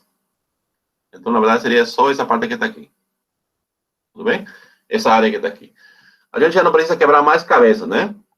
Qual seria a área, né? A área da região plana, limitada pelo gráfico de forma tangente, pelo eixo das abscissas, e pela reta x sobre 3, basta calcular a integral de 0 a π3. Por que aqui 0, né? Porque a tangente passa pela origem aqui. Certo? Então, x vai mudar aqui de 0 até π3. Então, basta calcular a seguinte integral. Qual a integral? De 0 a π3 de tangente de x dx. Então, nosso problema se reduz a calcular a primitiva de tangente de x. Certo? Então, vamos a calcular a área. Tangente de x é o quê? Seno de x sobre cosseno de x, não é? Então, veja aqui. Vamos a escrever esse produto, seno de x vezes dx, como sendo a derivada do cosseno de x com sinal negativo. Certo? Não altera, porque a diferencial de cosseno de x é o quê? Menos seno de x dx. Então, apareceu um menos aqui. Então, para não atrapalhar, não quebrar a igualdade, pode colocar menos aqui. Tá certo? Uma vez chegado isso aqui, vamos fazer mudança de variáveis. Também aqui tem cosseno de x aqui e cosseno de x embaixo. T vai ser igual ao cosseno de x. Tá certo? Agora vamos a passar da variável x para t. Quando faz mudança de variáveis, vai mudar também os limites de integração, né? Quando x é igual a 0, aqui, x é igual a 0, né? O que acontece? X é igual a 0, então temos cosseno de 0, é 1, aqui. Quando x é igual a π sobre 3, 60 graus, né? Cosseno de 60, 1 meio, aqui. E o que ficou aqui? Aqui ficou dt sobre t. Qual o próximo passo? Veja aqui. Aqui vamos a mudar o limite de integração. Vou a descer o limite superior e subir o limite inferior. Quando faço isso, mudo de sinal. Então vai ficar menos com menos. Dá mais, né? Esse menos que está aqui deve estar dentro, né? Aqui, igual menos aqui. Só trocar aqui. Esse menos aqui está aqui. Vamos colocar aqui. Tá? Então fica mais aqui. Tá vendo? Porque mudou aqui. E a primitiva de 1 sobre t é o logaritmo neperiano de t, que vai ser evaluado de 1 até 1 meio. Ou seja, logaritmo neperiano quando t é igual a 1, está aqui, menos o logaritmo neperiano quando t é igual a 1/2, está aqui, 1/2. Certo? Logaritmo de 1 dá 0. Logaritmo de 1/2. 1/2 vai ser igual a 2 elevado a menos 1. Esse menos 1 vai descer, menos com menos dá mais. Por isso que é o logaritmo neperiano de 2. Então, essa área que nós queremos calcular é igual ao logaritmo neperiano de 2. Certo? Tudo bem, pessoal?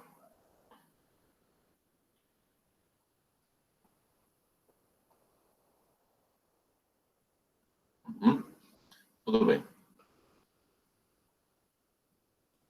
Vamos a passar para o próximo exemplo. O próximo exemplo que nós queremos calcular a área. Veja aqui, nossa região plana agora vai ser formada por quê? Pelo gráfico da função logaritmo de x. Aqui, ó, o gráfico, esse aqui, o gráfico da função logaritmo de x. Aqui, todo mundo já sabe. Tem essa cara mais ou menos, né? E aqui, obviamente, x igual a 0 é a assíntota vertical, né? Que ele não encosta. Vai descer, descer. Pelo eixo das abscissas, de novo, o eixo das abscissas está aqui. E a reta x igual a e, o número de Neper, o Euler, né? Que esse x seria esse que está aqui.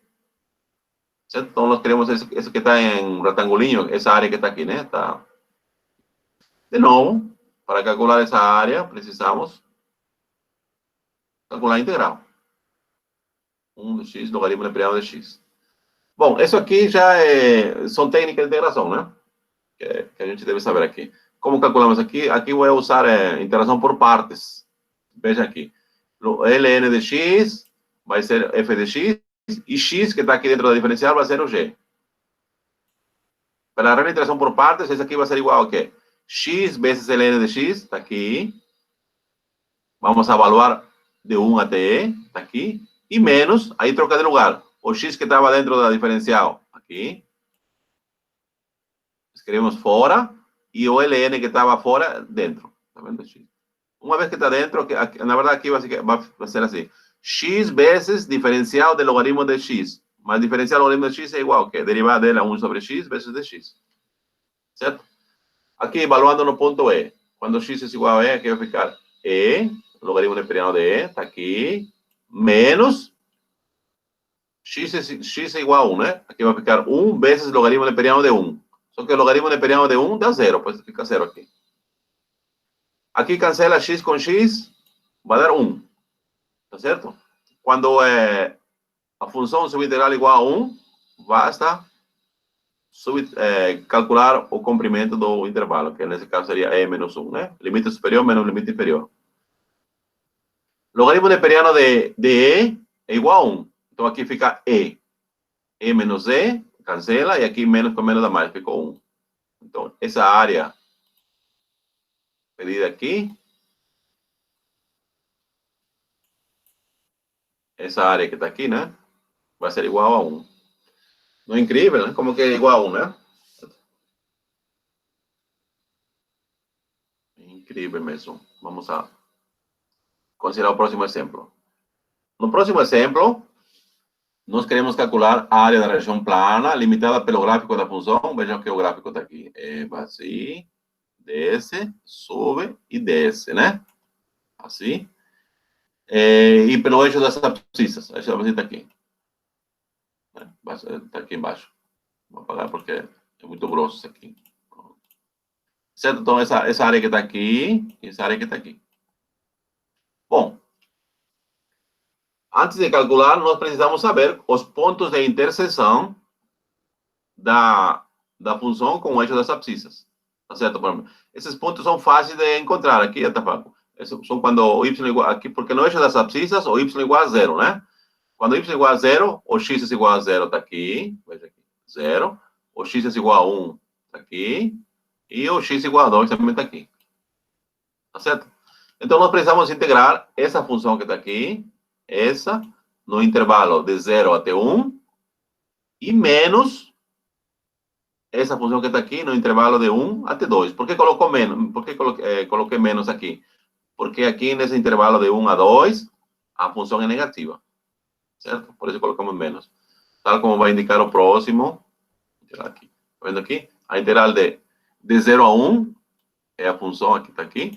Agora, na integral de 1 a 2, eu coloquei módulo aqui. Mas já podia ter colocado negativo aqui. Colocando módulo, né? Assim. Tá certo? É a mesma coisa. Colocando módulo, eu ia colocar o menos aqui. Bom, aqui, desenvolvendo aqui, se você desenvolve aqui, vai ter aqui uma função cúbica, um polinômio de grau 3, né? A mesma coisa aqui também, um polinômio de grau 3. Vai ser quase o mesmo, só com sinais diferentes. Tá certo? Aqui integra lembrando que a integral é linear, né? Seria a integral do primeiro termo, mais a integral do segundo, do terceiro, tanto aqui como aqui. E aqui você vai aplicar Newton-Leibniz, né? O teorema fundamental do cálculo. Calcula a primitiva e vai evaluar no ponto 0,1 de todos os termos. Aqui é a mesma coisa. Aqui só que vai ser no ponto 1 e 2. Fazendo esses cálculos numéricos, né? Nós só temos que a área dessa figura plana formada pelo gráfico da função x vezes x menos 1 vezes x menos 2 e o eixo das abscissas é igual a 1 meio. Tudo bem, pessoal?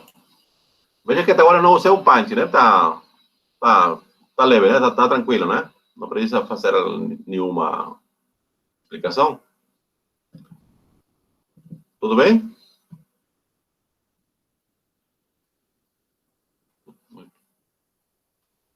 Tá certo. Então vamos a continuar, né? O próximo exemplo que vamos a calcular é calcular a área da região que está entre os gráficos das funções yx ao quadrado. Veja que aqui ele fala que está entre os gráficos das funções, né? Então, a gente vai, para ter uma ideia, nós temos que fazer o gráfico das funções e encontrar os pontos de interseção, né? Para ver o x muda de onde a onde. Certo?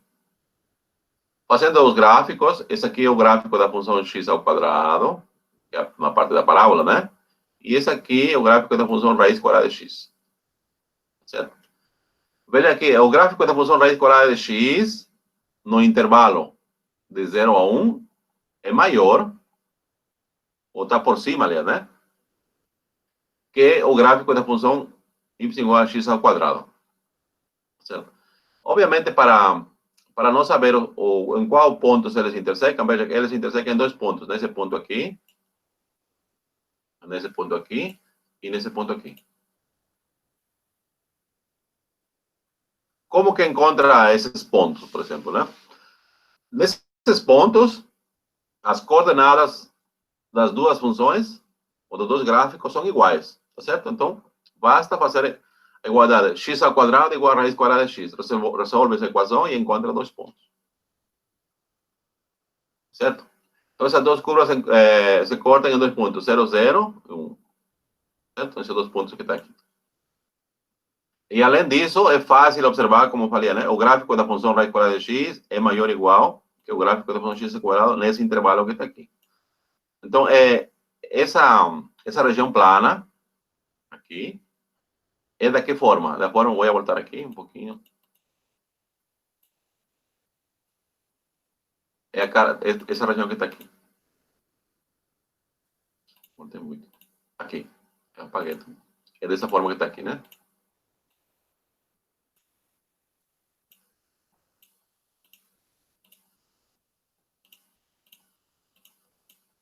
Certo? É a cara que está aqui. Só que a diferença é que esses pontos aqui esses pontos vão ser únicos aqui, né? Não está separado. Porque, na verdade, o gráfico vai ser assim, né? Aqui e aqui assim. Mais ou menos assim, né? Então, o gráfico da função raiz quadrada de x, e aqui seria o gráfico da função x ao quadrado. Mas que tem pontos comuns.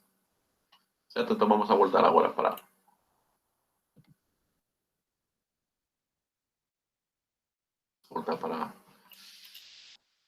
o nosso exemplo aqui. Certo? Então, aqui, para calcular a integral é fácil, né? Vai calcular a integral de 0 a 1, onde varia o x, e aqui você coloca o valor da função onde o gráfico está acima, menos a função onde o gráfico está para baixo. Aí encontra as primitivas, né? A primitiva da raiz quadrada de x é o que seria aqui x elevado a 1 meio, né? Quando encontra a primitiva, o que faz? 1 meio mais 1 dá 3 meios, e vai dividir por 3 meios, que dá 2 terços. E a primitiva é x ao quadrado, x ao cubo sobre 3. Calcula nos pontos 0 e 1 e, fazendo as contas, obtém 1 sobre 3. Tá bom? Tá. Vamos agora para o próximo exemplo. O próximo exemplo talvez um pouquinho mais elaborado, mais trabalhoso, né? Mas o esquema é o mesmo. Calcule a área da região limitada pela parábola. Então, temos aqui essa parábola aqui. Essa parábola. E a reta x mais 3, a reta está aqui. Não está muito... Bom, dá para ver aqui a reta, né? Aqui, por cima. Tá certo? Então, vamos apagar aqui. E aqui também. Então, a área em questão seria isso aqui, está aqui. Qual o grande problema desse exemplo aqui? É encontrar os pontos de interseção. Esse ponto aqui e esse ponto que está aqui. Mas, como eu dizia, né? Nesses dois pontos, suas coordenadas são iguais. Tá certo? E aqui vamos a resolver essa equação. Aqui, por exemplo, né? Que está igualando aqui. O valor da função aqui da parábola tem que ser igual à da reta aqui. Resolvendo aqui, vai ser igual a... Se encontram em dois pontos. Um ponto vai ser 1 menos raiz quadrada de 5 e outro ponto vai ser 1 mais raiz quadrada de 5. Tá certo? Então, esse ponto que está aqui vai ser 1 menos raiz quadrada de 5 e esse ponto aqui vai ter a abscissa 1 mais raiz quadrada de 5.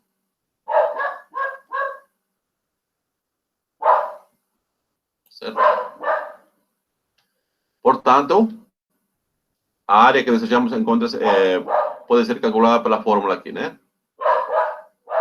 Como estamos aqui? Veja aqui, aqui você vai ser formada aqui por cima vai ter o gráfico da reta, tá vendo aqui? Está acima, e por baixo o gráfico da parábola. Ou seja, você calcula pode calcular o gráfico da área formada pelo... aqui seria um trapézio, mais ou menos, seria aqui. Você está vendo aqui? Vou apagar isso aqui para perceber aqui. Assim. Você tem aqui essa parte que está aqui. Essa parte aqui. Essa parte aqui. Essa parte assim, né?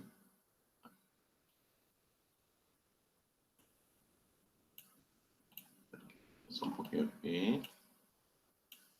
Vou apagar. Seria esse aqui, tá aqui.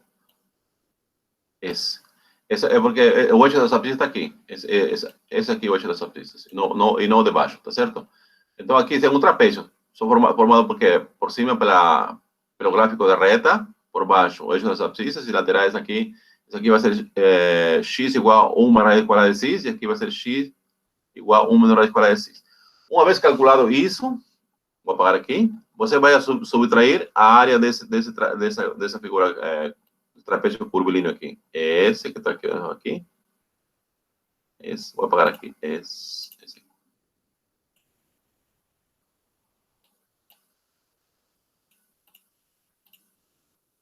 Vai ser esse, né? Esse aqui está aqui. E vai substituir esse aqui.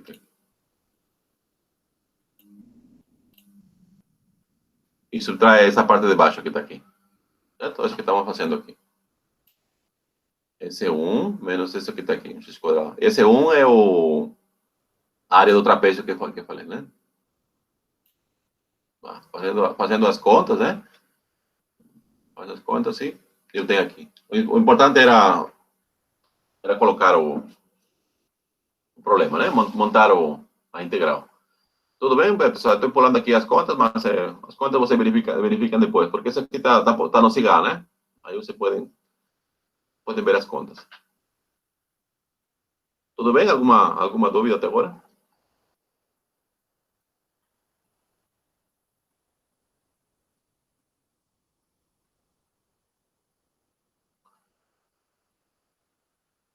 Tudo certo, né?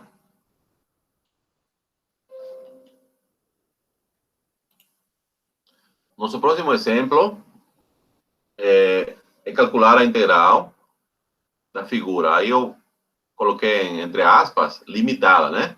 Pelo gráfico da função y igual a 1x ao quadrado, o eixo das abscissas e a reta x igual a 1, né? E veja que aqui coloquei x maior que 1. Vamos ao gráfico aqui um pouquinho, antes de voltar aqui.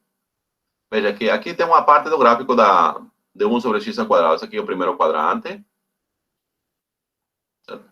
Esse aqui é o primeiro quadrante. Certo? Primeiro quadrante, né? E aqui vem uma parte, essa que está aqui é um gráfico de todo isso aqui, é 1 sobre x ao quadrado, certo? Aqui, 1 sobre x ao quadrado, veja, ele tem, o que acontece ele, né? Quando x tende para infinito, 1 sobre x ao quadrado tende para zero, né? Certo? E quando x tende a zero, a função tende para infinito, né? Então, ele tem, esse aqui é a assíntota vertical, x igual a zero, né? E x e y igual a zero é a assíntota horizontal. Isso aqui. Certo? Ele não encosta aqui, ele vai pertinho, não, mas não encosta. Certo? Então, você tem aqui o gráfico formado o quê? Por cima. Vamos apagar aqui. Por cima vai ser por uma parte da parábola, vai descendo, né? Pelo lado esquerdo, essa parte daqui está aqui, é x igual a 1. E aqui não fecha aqui. Não tem aqui x igual a 1, por exemplo, x igual a 2. Então, mais ou menos, seria uma parte quase limitada. Certo? Eu vou passar para o Paint aqui para explicar aqui, né? Então, vamos a descompartilhar aqui. E vamos a compartilhar o Paint. E no Paint vai dar um pouquinho melhor para fazer o gráfico. Aqui. Tá certo? Mais ou menos assim. Vamos aqui.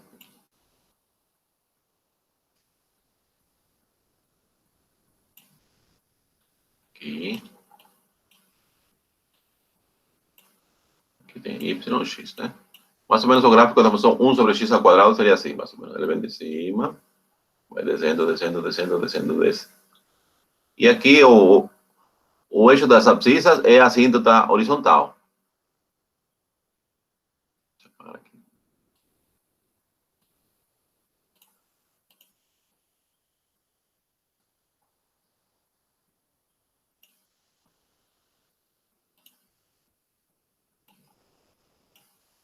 Mais ou menos, né? Aqui. Então, esse aqui é o gráfico da função 1 sobre x ao quadrado. Aqui temos 1. E x igual a 1. Aqui tem 1. E bem, então, o gráfico vai ser tudo isso que está aqui.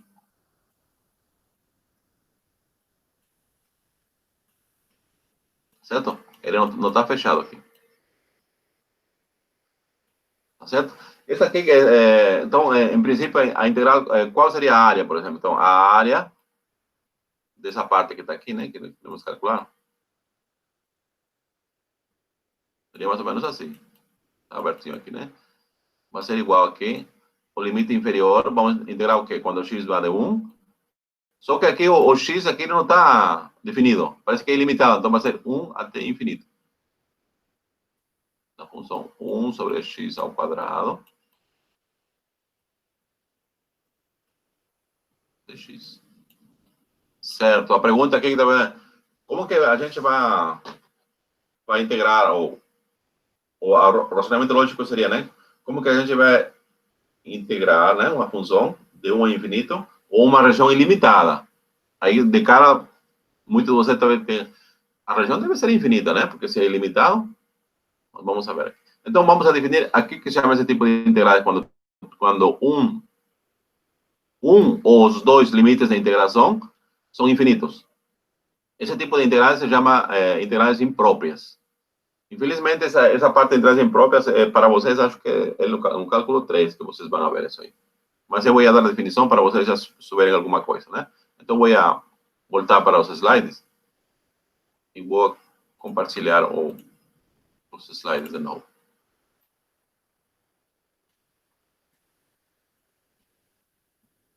Bom, vamos a voltar aqui. Veja aqui, como dizia, né? Quando um ou os dois limites de integração vão para infinito, se chama integral imprópria. Então, decimos aqui, né? Tem a função f definida no intervalo de a até mais infinito. Suponhamos que a integral exista. Veja que primeiro você vai calcular não para infinito, para um número qualquer. Você vai denotar esse número A. Então, a integral que você vai calcular vai depender desse A maiúsculo que está aqui. Certo? Obviamente, esse A maiúsculo é maior que A. Então, veja aqui. Se existe esse limite que está aqui, então, calcular esse limite com um limite superior a infinito é igual que calcular a integral definida de A até A maiúscula. Uma vez que você calculou essa integral que está aqui, com A maiúscula, um certo parâmetro. Aí, uma vez que calculou, você vai pegar o limite. Vai fazer o limite quando ela tende para infinito. Certo? Esse tipo de integral se chama imprópria, né? Se esse limite existir e for finito, então decimos que a integral converge. Caso esse limite não existir ou tender para infinito, então decimos que ela diverge. Certo? Então, vamos lá. Vamos aplicar, então, essa definição. Aqui. Vamos aplicar agora essa definição para nosso caso, nosso exemplo, né? Então, nós precisamos calcular integral dessa forma que está aqui. O integral dessa forma que está aqui é o quê? Você vai calcular a integral agora de 1 até A maiúsculo, tá certo aqui? Você vai trabalhar com esse que está aqui, por enquanto. Até você calcular aqui, logo após calcular, você vai pegar o limite. Então, o limite deixa para depois, então, vamos calcular isso aqui. A primitiva de 1 sobre x ao quadrado é igual a quanto? É menos 1 sobre x, certo? Agora, esse menos 1 sobre x, como é a primitiva, você vai calcular desde o ponto 1 até o ponto A maiúscula. O que vai ser igual? Vai ser igual a 1 menos 1 sobre A maiúscula. Uma vez feito isso aqui, aí você vai calcular o limite. Quando A vai para o infinito. O primeiro termo, que é 1, não depende de A. Então, o limite vai ser igual a 1. Menos o limite de 1 sobre A. Quando A tende para infinito, 1 sobre A tende para 0. Então, por isso fica 1. Não é surpreendente esse resultado? Vocês concordam comigo? Como que a área de uma região infinita é igual a 1? Né?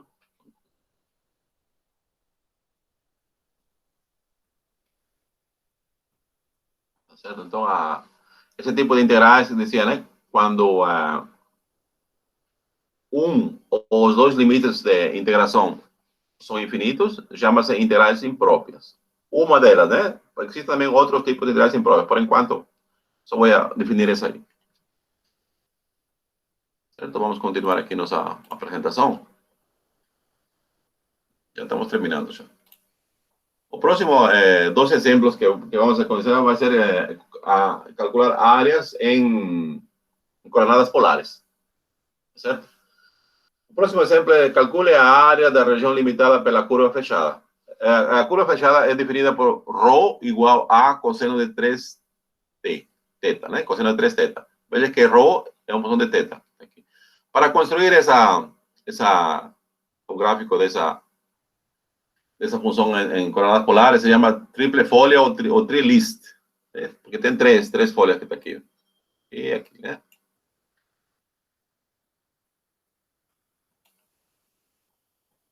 Tá certo? Aí você, o A é uma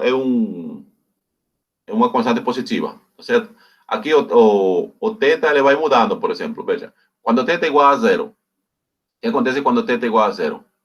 O θ é igual a 0, é como se você traçasse aqui, veja aqui, assim, e assim, o sistema coordenadas aqui, tá certo? Mais ou menos assim. Quando θ é igual a 0, então 3θ vai para 0, né? Então, vai ter cosseno de 0. Cosseno de 0 dá 1. Então, ρ igual a 1. Então, está vendo que o ângulo, quando é 0, quando é aqui você vai ter esse aqui. Esse pontinho aqui, deixa eu ver, esse pontinho aqui, ele corresponde quando θ é igual a 0. Vai ser igual a ρ igual a A. Tá certo? E assim, por exemplo, você vai dando valores para θ, né? Θ, por exemplo, que seja igual a π sobre 3, por exemplo. Π sobre 3, que seria 60 graus, né? Quando é π sobre 3, o que acontece? Vai ser π. Cosseno de π é igual a menos 1. Então vai ser menos A, né? Vai ser negativo, né? Quando θ é igual a π, vai ser negativo.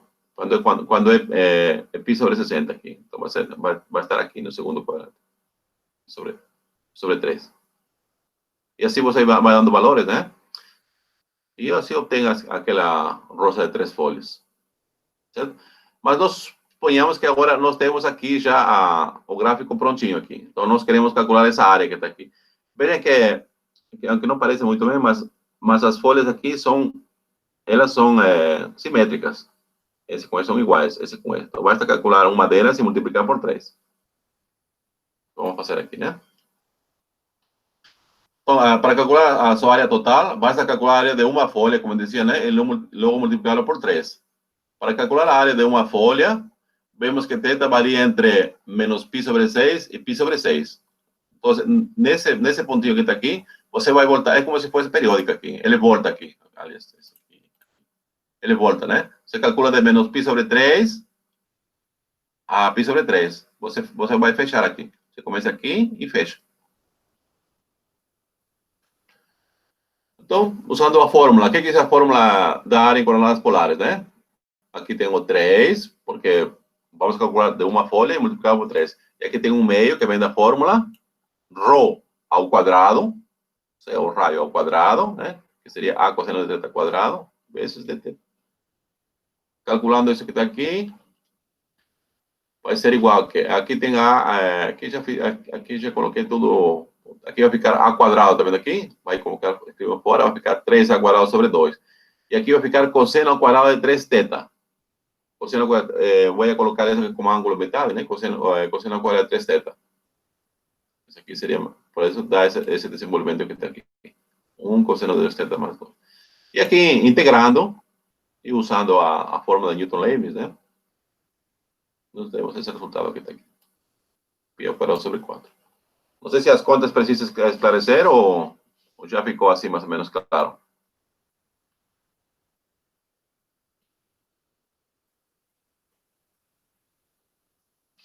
Como que para esclarecer, por favor? Então vamos para o Paint. Então vamos a sair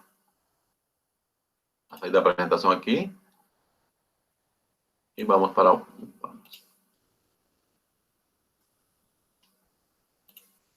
certo. Vamos aqui. Eu vou apagar aqui. Apagador. Certo.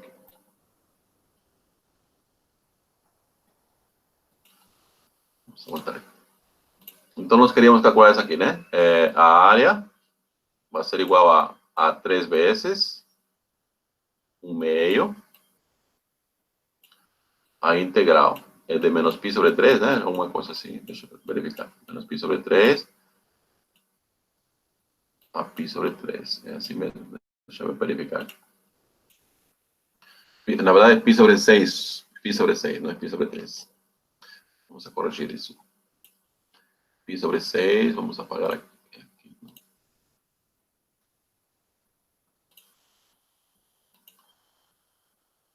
Aqui também. Tá, vamos agora voltar para o lápis. Aqui seria π sobre 6 e π sobre 6. Certo? Aqui ficou ρ ao quadrado. O ρ era o quê? A cosseno de 3θ, né? Ao quadrado de θ.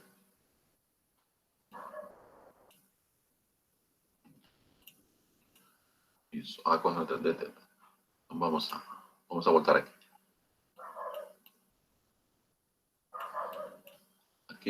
Veja aqui. Aqui vai ficar A quadrado cosseno ao quadrado de 3θ. Então, esse A quadrado como é constante, vamos escrever fora da integral. Vai ficar 3 A quadrado sobre 2.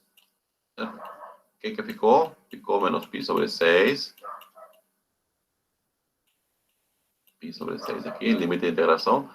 E aqui ficou cosseno quadrado de 3θ. De θ.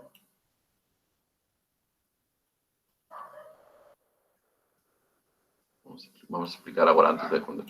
Vejam aqui, eu tenho isso aqui, né? Cosseno do ângulo duplo, aqui a fórmula. Cosseno de 2t é igual a quê? É cosseno ao quadrado de t menos seno ao quadrado de t. Isso aqui todo mundo já tem que saber, essa fórmula. Agora, a partir daqui, eu posso expressar como sendo o cosseno do ângulo duplo. em função do cosseno ou em função do seno? Como queremos em função do cosseno, então vamos a fazer o seguinte. Aqui, o seno ao quadrado de t é igual que 1 menos cosseno ao quadrado de t. Portanto, vai ficar aqui 2 vezes cosseno ao quadrado de t menos 1. Menos 1. Certo? Você fica essa fórmula que está aqui. Então, veja aqui. É como se eu tivesse aqui. No lugar de 2t, eu vou ter assim. Cosseno de 6θ, por exemplo, aqui. Você coloca 6θ. Isso aqui vai ser igual a quê? 2 vezes cosseno ao quadrado do ângulo metade. A metade de 6θ, 3θ. 3θ menos 1. Certo? É o que eu tenho aqui, esse cosseno de 3θ aqui. Sigue daqui que é cosseno ao quadrado de 3θ vai ser igual a quê?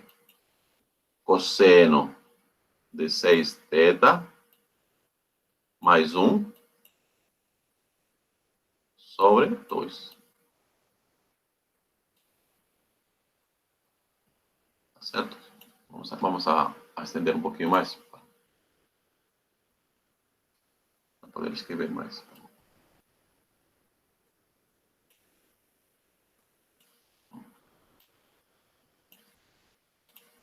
Prontinho, né? Assim.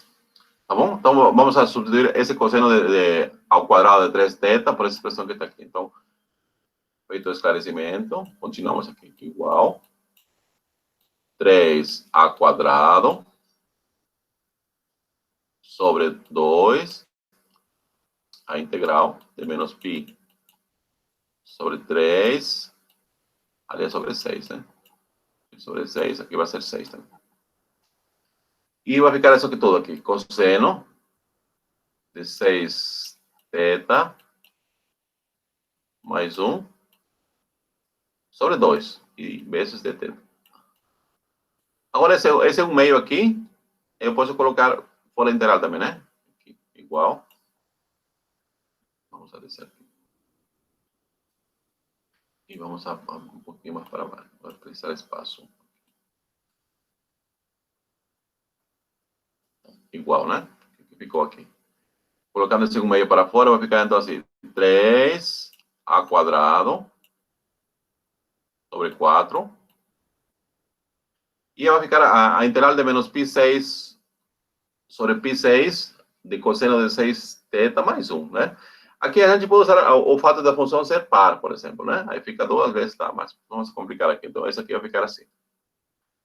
Lembra que o meio já escrevemos fora, né? Então, vai ficar assim, a integral de cosseno de 6θ de θ.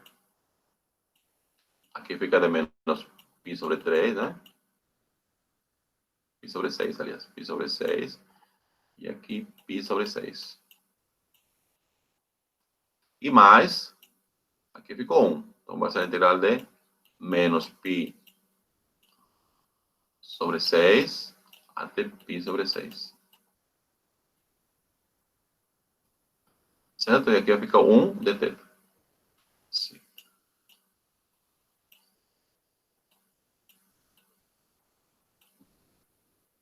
Igual 3 vezes a quadrado sobre 4. E agora vamos resolver cada uma das integrais aqui. A primitiva de cosseno de 6θ, essa também é fácil de saber, né? É igual a seno de 6θ sobre 6. Por quê? Porque quando deriva você essa expressão que está aqui, vai dar cosseno de 6θ, certo? E aqui você evalua de menos π sobre 6, aliás, sobre 6 até π.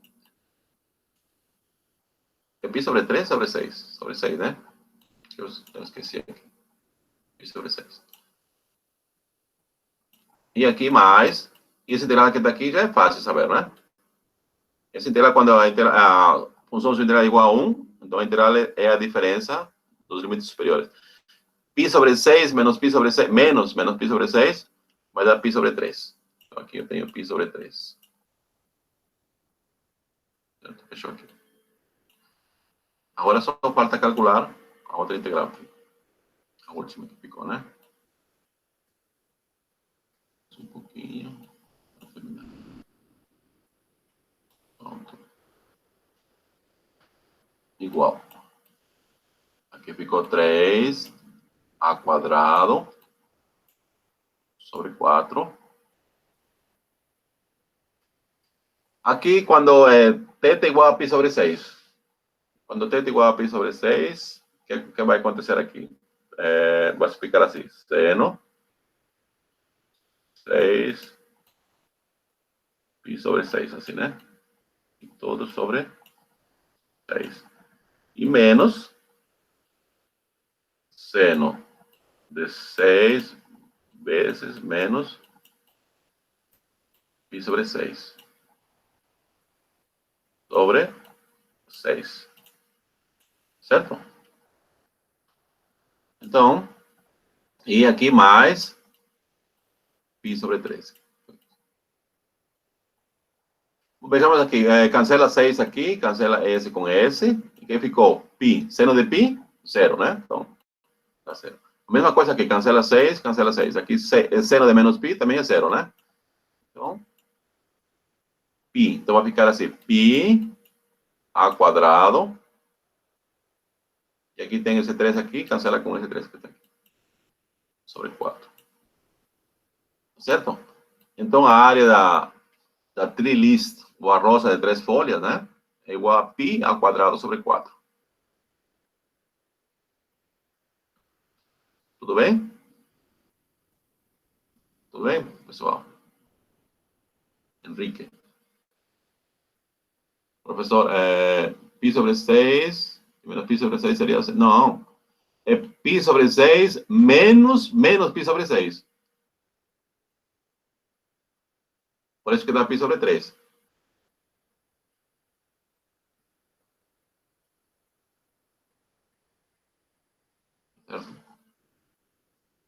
É como se fosse intervalo de, por exemplo, de 1 até menos 1. Seria que 1 menos 1, né? Aí seria 2. Comprimento. Certo? Vamos a sair aqui do Paint.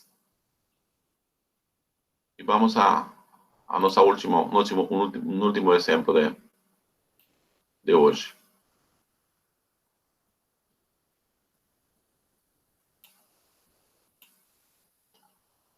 Certo? Então, a área da rosa de 3 folhas, né? É π a quadrado sobre 4. Tá bom. Agora vamos a calcular a área da região limitada pela cardioide, né? A cardioide é um pouquinho mais esticado para a direita, mas tudo bem, né? A área da cardioide também é definida pela seguinte relação, né? Rho igual a também é um número positivo, e aqui 1 mais cosseno de θ.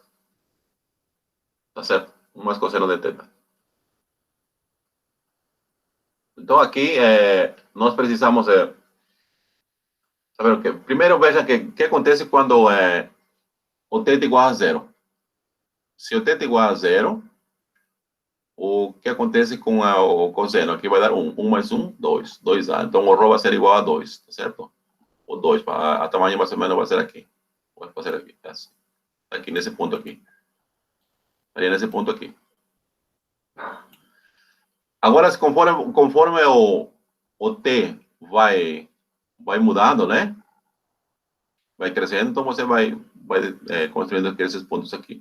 Agora, quando t é igual a 2π, o que acontece quando é 2π? Quando é 2π, primeiro, quando é π? Quando é π, cosseno de π é menos 1, 0. Então, você está nesse ponto, está na origem aqui. Quando é π, certo? Que você começou com 0 aqui, máximo valor. Aí você vai crescendo o ângulo, vai chegar a um mínimo valor aqui, 0. Aí, quando de π vai aumentando e chega a 2π. Quando é 2π, o que acontece aqui? Cosseno de 2π, 1. 1 mais 1, 2. 2A. Então, você volta para esse ponto de novo aqui. Volta de novo esse ponto que está aqui.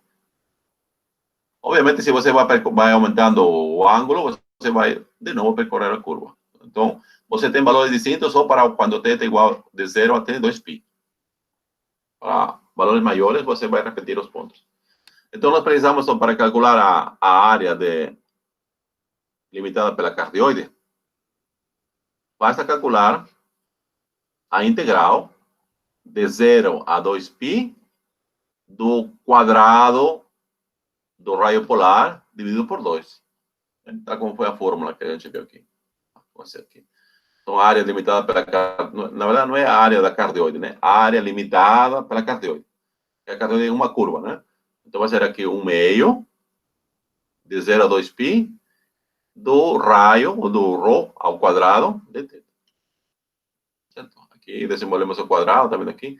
Aqui, primeiro, tiramos a quadrado, escrevemos fora da integral. Aí vai ficar 1 mais o dobro do primeiro pelo segundo, vezes cosseno de θ, mais cosseno ao quadrado de 2θ. Aqui tem um repete ainda 1 mais 2 cosseno de θ aqui. E escrevemos cosseno ao quadrado de θ em função do cosseno do ângulo duplo. Tá? Aquela fórmula que a gente viu faz pouco tempo no Paint. Tudo bem? Aqui. E agora vamos proceder a integrar. A quadrada aqui vai ser a integral de 1. Vai ser, como está entrando com relação a θ, vai ser θ, né? θ vai de 0 a 2π. A integral de 2 cosseno de θ vai ser igual a 2 vezes seno de θ, de 0 a 2π. E aqui tem a 1 meio. A primitiva de 1 meio é θ sobre 2. E a primitiva de cosseno de 2θ sobre 2 é cosseno de 2θ sobre 2 também seria aqui, né? Aqui seria sobre... deixa eu ver. Aqui seria sobre 4, né? É o que eu errei aqui. Aqui seria cosseno de 2θ sobre 4, na verdade, né? Porque você tem a primitiva de cosseno de 2θ sobre 2. A primitiva vai ser cosseno de 2θ. Não, na verdade, aqui seria seno. Seno, aqui seno, aqui, ó. Desculpa, aqui eu errei.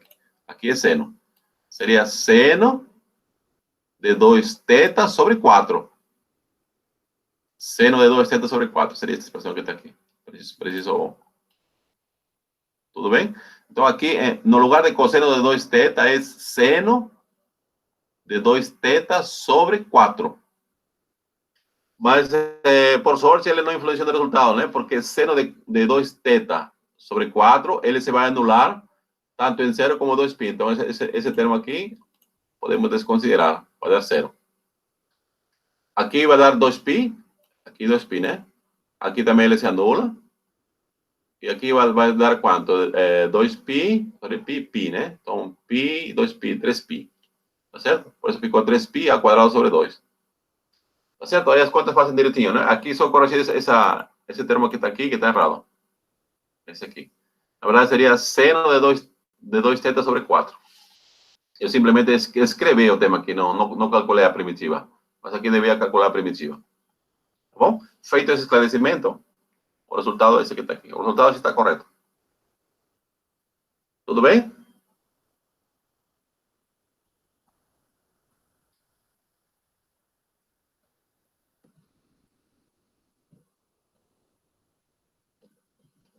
Muito bom, então. Vejam, então, com esse exemplo, nós terminamos, então, nossa videoaula de hoje, né? Vamos a... Deixa um minutinho aqui.